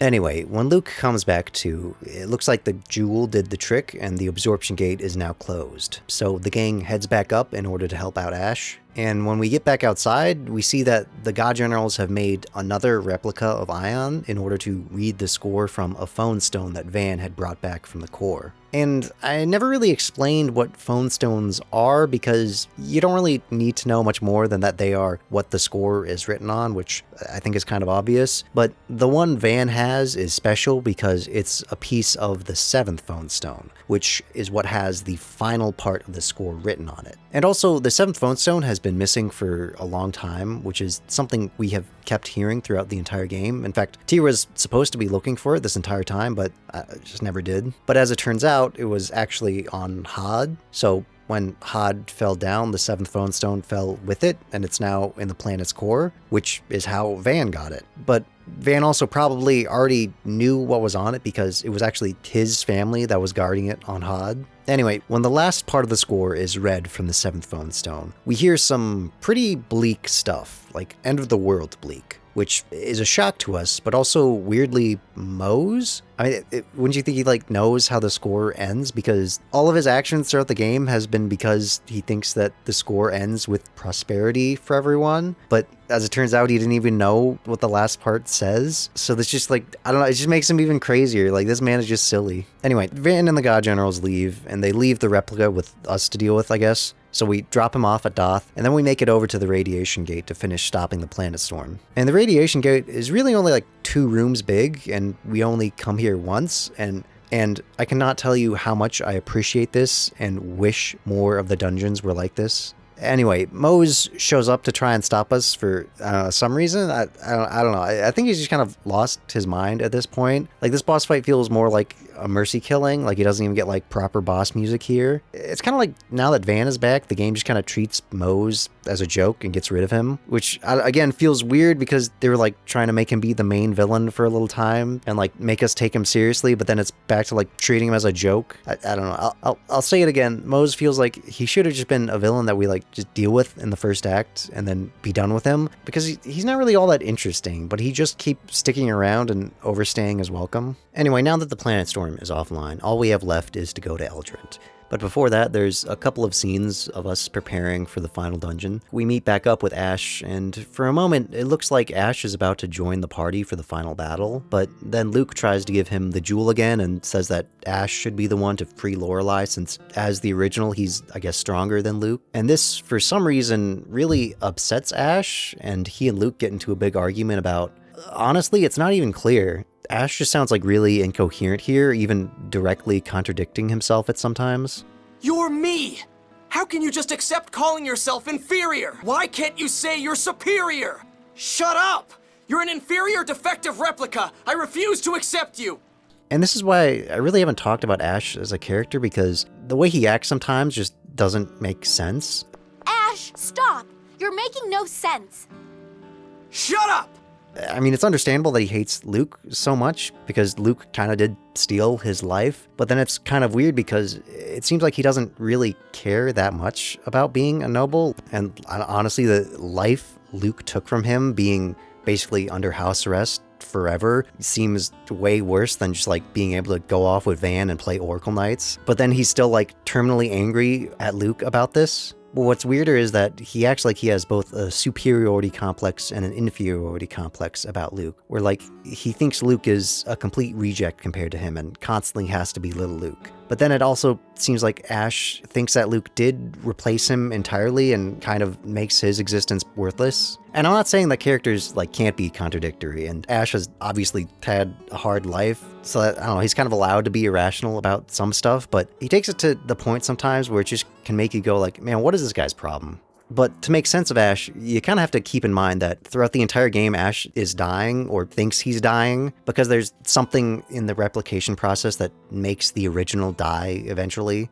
But honestly, it's not really clear if that's actually what's happening or not, because we never really see anything that confirms that's happening to Asch. So it could just be Asch's gaslighting himself about this. But either way, this influences how Asch looks at everything. It's why he was so eager to sacrifice himself earlier. It's why he gets so mad at Luke all the time, because he needs Luke to be his replacement because he's gonna die, but he thinks Luke isn't capable of it. Most of the time, it's not that Asch is angry about Luke for replacing him, but that he's angry that Luke isn't doing a good enough job replacing him. And then what really makes him angry is when Luke ultimately rejects the idea of being Asch's replacement, as after the Tower of Rem, Luke realizes that he and Asch are completely separate people, and that just because Luke is Ash's replica, that doesn't make him a replacement for Asch, which is what I think Asch is getting angry about here, but also he's realizing that Luke has also finally matured in some way and kind of grown past him, which ironically is what Asch has been wanting this entire time. Now that it happens and he kind of does surpass him, he just gets angry about it and doubles down on his stuff. Like, I don't know, you would expect him at this point to be like, you know what, fair enough, you got a point. But no, the end result is just Asch throws the jewel back at Luke and walks off, telling Luke that they'll meet at Eldrant and that's where they'll fight to settle things between them. And the next day, the gang heads off to Eldrant for the final battle. And almost as soon as we enter Eldrant, we're attacked by Lagretta, and she says basically the same things that she said all the other times we fought her, but then this time when we fight and she loses, she dies, and that's kind of it. In the end, Lagretta really was kind of the least interesting god general. Like, I don't even think she really had like that much of a backstory other than just being a simp for Van. And then we actually get to continue on to Eldrant proper, and being the final dungeon of a Tales game, it is a pretty big place, but like not too big, like some of the other dungeons have felt. It feels appropriately big for what it is, like because it's supposed to be this like epic final dungeon for us. And as we head further into Eldrant, Luke gets separated from the rest of the group by a trap that's literally just a hole in the ground that he falls into, and it takes him into another chamber where he finds Asch, who apparently also fell into the same trap. Asch shows Luke that the only way out of this room is for one of them to stay behind and hold open the door for the other. And then Luke tries to give the jewel to Asch again, and again says that Asch should be the one to go ahead since he's stronger. And Asch reacts in the same way he did before, and then pulls his sword on Luke, saying that the only way for them to really know which one of them is stronger is for them to fight, and whoever wins will be the one to continue on to fight Van. But also there's like a fight to settle the stuff between them and determine who the quote-unquote real Luke is. Although at this point, Luke doesn't really care about proving himself, but fights anyway just to show that he doesn't care if Asch accepts him or not. And we finally have our rematch and final battle against Asch. And Tales games love to have these types of fights that are just one-on-one boss fights, kind of like a duel. And it's usually against another character who's kind of like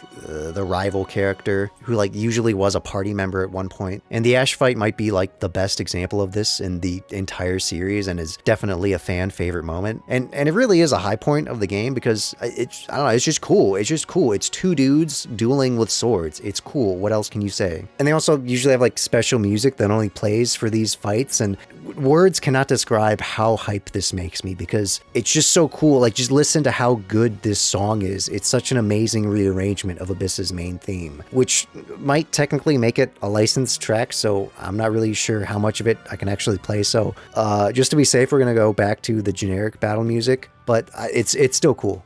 Like, yeah, sure, this scenario is kind of contrived, and honestly, I don't think that Luke and Asch rivalry really even makes that much sense anymore, but I don't know, Asch just kind of like sums it up perfectly, that like this isn't even about logic anymore, it's just to settle the beef between them, and it's just peak. What do you want from me? Anyway, it ends with Luke defeating Asch, and Asch seems to finally recognize Luke's worth, and he tosses him the Sword of Lorelei and opens the door for him. And then a bunch of Oracle Knights run in to stop them both, and Asch stays behind to hold them off while Luke goes on ahead.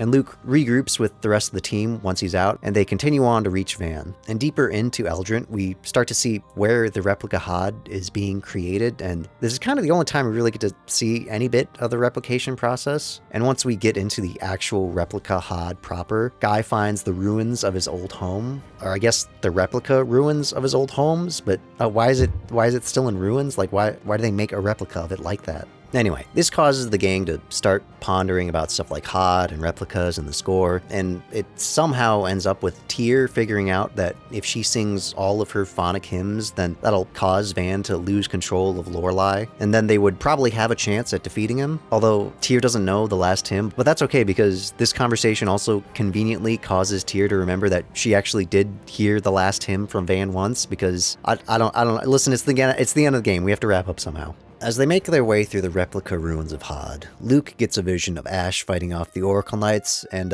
well, it doesn't go well. It looks like I had a little trouble.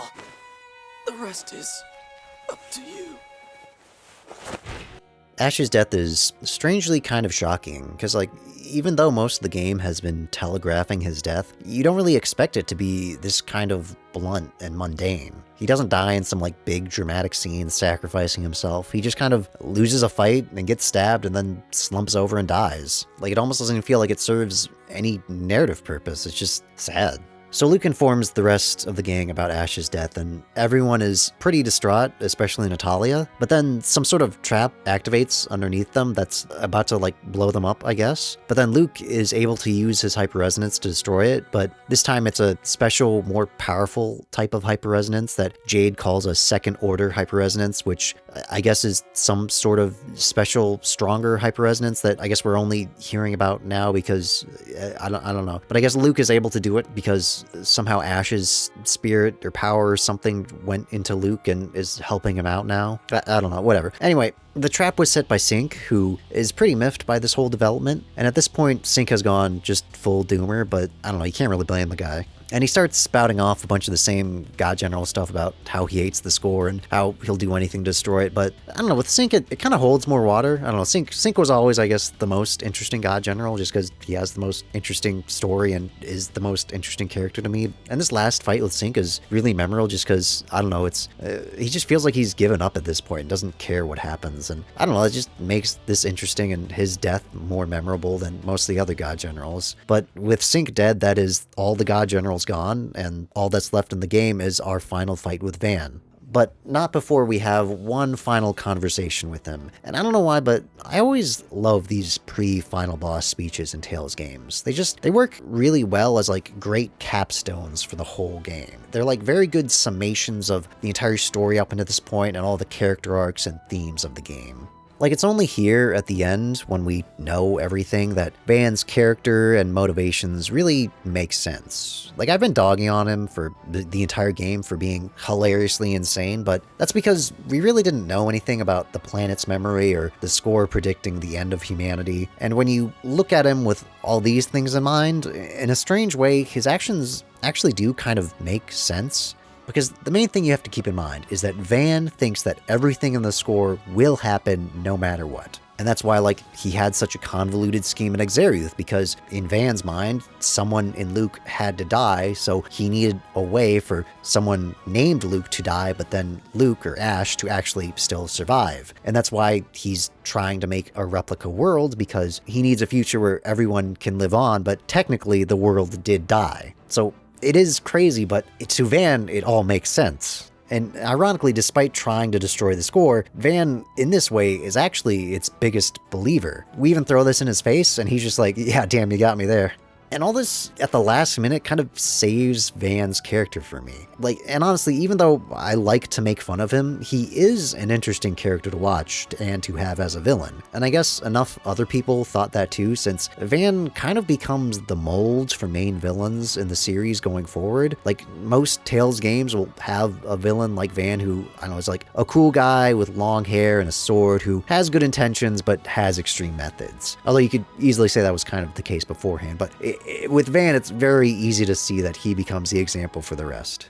Although, what makes Van's motivation still kind of weird is that, as players, we're never really shown evidence that really supports Van's belief in the score being unavoidable. Like, you would expect there to be at least one part where the score predicts something terrible is about to happen, so then we try to stop it, but we're unable to, and that would at least lend some credence to Van's arguments and make it a bit more ambiguous if the score is absolute or not. But no, throughout the entire game, we see time and time again that the score is not a perfect prophecy and is very easily changed. But in a weird way, the story kind of doesn't need to do that, because what can seem weird is that despite being a story that's plot revolves around things like prophecy and destiny and fate, thematics-wise, Abyss is almost entirely uninterested in that stuff. It's all more about Luke's character arc, and if you look at Luke's character arc, there's really nothing in it about him, I don't know, trying to change future or fight his fate. Honestly, for most of the game, it feels like Luke just isn't concerned about like how the score affects him. But Luke's character arc does tie in the score, but in a different way. See, what Luke's actual problem was in the first act wasn't that he was just a jerk, but it's that he never really thought for himself. Like, the real reason that he caused Akzeriuth wasn't that he had a bad attitude or whatever, but because he blindly trusted whatever Van said. You're right. Master Van said so. Asch said so. That's all I ever say.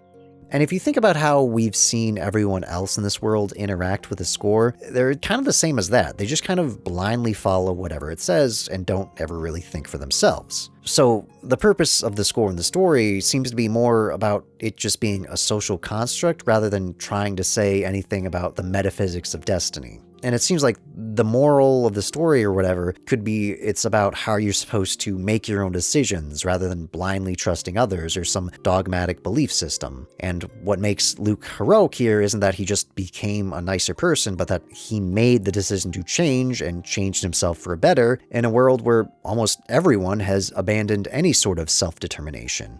And this is like, I don't know, it's a really cool way to make your main character's art relate to the themes of the general story without being too on the nose about it. But then it's also why his arc in the third act feels kind of weird to me, because it seems like it just kind of drops all of these things and goes in a completely different direction. Like, Luke's story becomes more about him looking for his identity and a place in the world. But for the most part, it's just him acting like he's lost the will to live because he doesn't have any of those things. And it ultimately ends with Luke just kind of accepting that he doesn't have an identity, and that doesn't really feel like a satisfying conclusion to what is essentially 10 hours of him just whining about it. And this also recreates a dissonance where the story is mostly about ideas like destiny, but then the main character's arc is all about stuff like identity. But what if Abyss is trying to say that these ideas are actually connected, or at least the way that people think about them are? It's easy for people to think about their identity, not in terms of who they are, but who they think they are meant to be. Like, a lot of people who, when they're trying to make a decision like what they want to do in their life, instead of taking stock of their own personal qualities, like what they like or what they're good at, they'll approach it from an almost pseudo-spiritual way where they think that there's someone that they're supposed to be, and if they can just find that, then they'll be happy. So, in some ways, you could say that people can think of identity as its own form of destiny. And we see Luke think of his identity in almost the same way. He's not really confused about who he is, but rather who he's supposed to be. Because to him, as a replica, he's supposed to be Asch, or at least Ash's replacement. But Asch is still around, so he can't fill that role. And what's worse is that with Asch around, he has this version of himself that is who he is supposed to be, to constantly compare himself to. And I think a lot of people can also have this idealized version of themselves in their mind that is who they're supposed to be or think they could be. And then it's easy to feel a lot of shame when they think that they don't live up to that potential. And Luke definitely feels this way throughout the third act. But after the Tower of Rem, he comes to the realization that just because he is Ash's replica does not mean that he has to be Asch, and that he and Asch are two separate people with their own identities. And Luke's speech to Van at the end here feels less like him saying he's comfortable not having a strong sense of identity, but more that he was looking for it in the wrong way. I'm not living for anyone else. There's no special meaning in living. And in the same way the story says that there's no such thing as destiny, it feels like it's saying the same thing with Luke's story, that this type of identity doesn't really exist. And this is what I think the ultimate message of Tales of the Abyss is, that there is no person you are meant to be, and because of this, you don't have to be ashamed for not living up to that potential, so you can be content in just simply being you. And I think that that's a really great message, and one that's told in a really interesting way that really makes you think about all these concepts. And again, this is why I love Tales games, because they at least try to say something that's approaching a philosophical thought like this. Although it did take a lot of reading into the story to come to this conclusion, so it could just be me reaching a lot, and the game could just really just be about, like, I don't know, changing fate with your friends or something, but I don't know. What do you want from me? I'm just a guy. Anyway, we've been talking about this for long enough. We should probably finally finish the game and have our final fight with Van.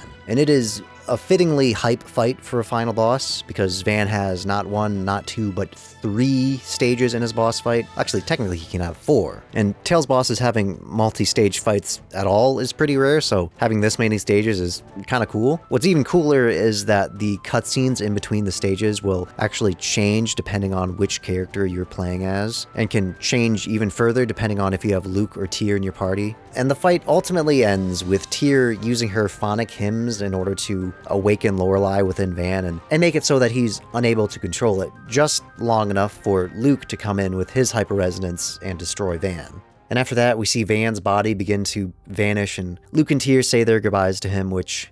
It's kind of messed up that they kind of act like Van is some sort of tragic figure when, I mean, he really was just kind of an awful guy the entire time that, like, abused and manipulated people and even, like, killed in cold blood and you know, also wanted to literally kill everyone, but whatever. With Van's death, Eldrant begins shaking and falling into the core for some reason. I don't know, maybe it's because Lorelei is no longer in Van's body. And Luke says that he's going to stay behind and free Lorelei because I guess they have to do it right here, right now. And everyone else reluctantly says their goodbyes to him. And they all remark on how much he's changed and how they're all proud of him. And they all tell him to come back alive, but he's probably sacrificing himself here, and also he's still gonna, like, die anyway. And then Tyr says this.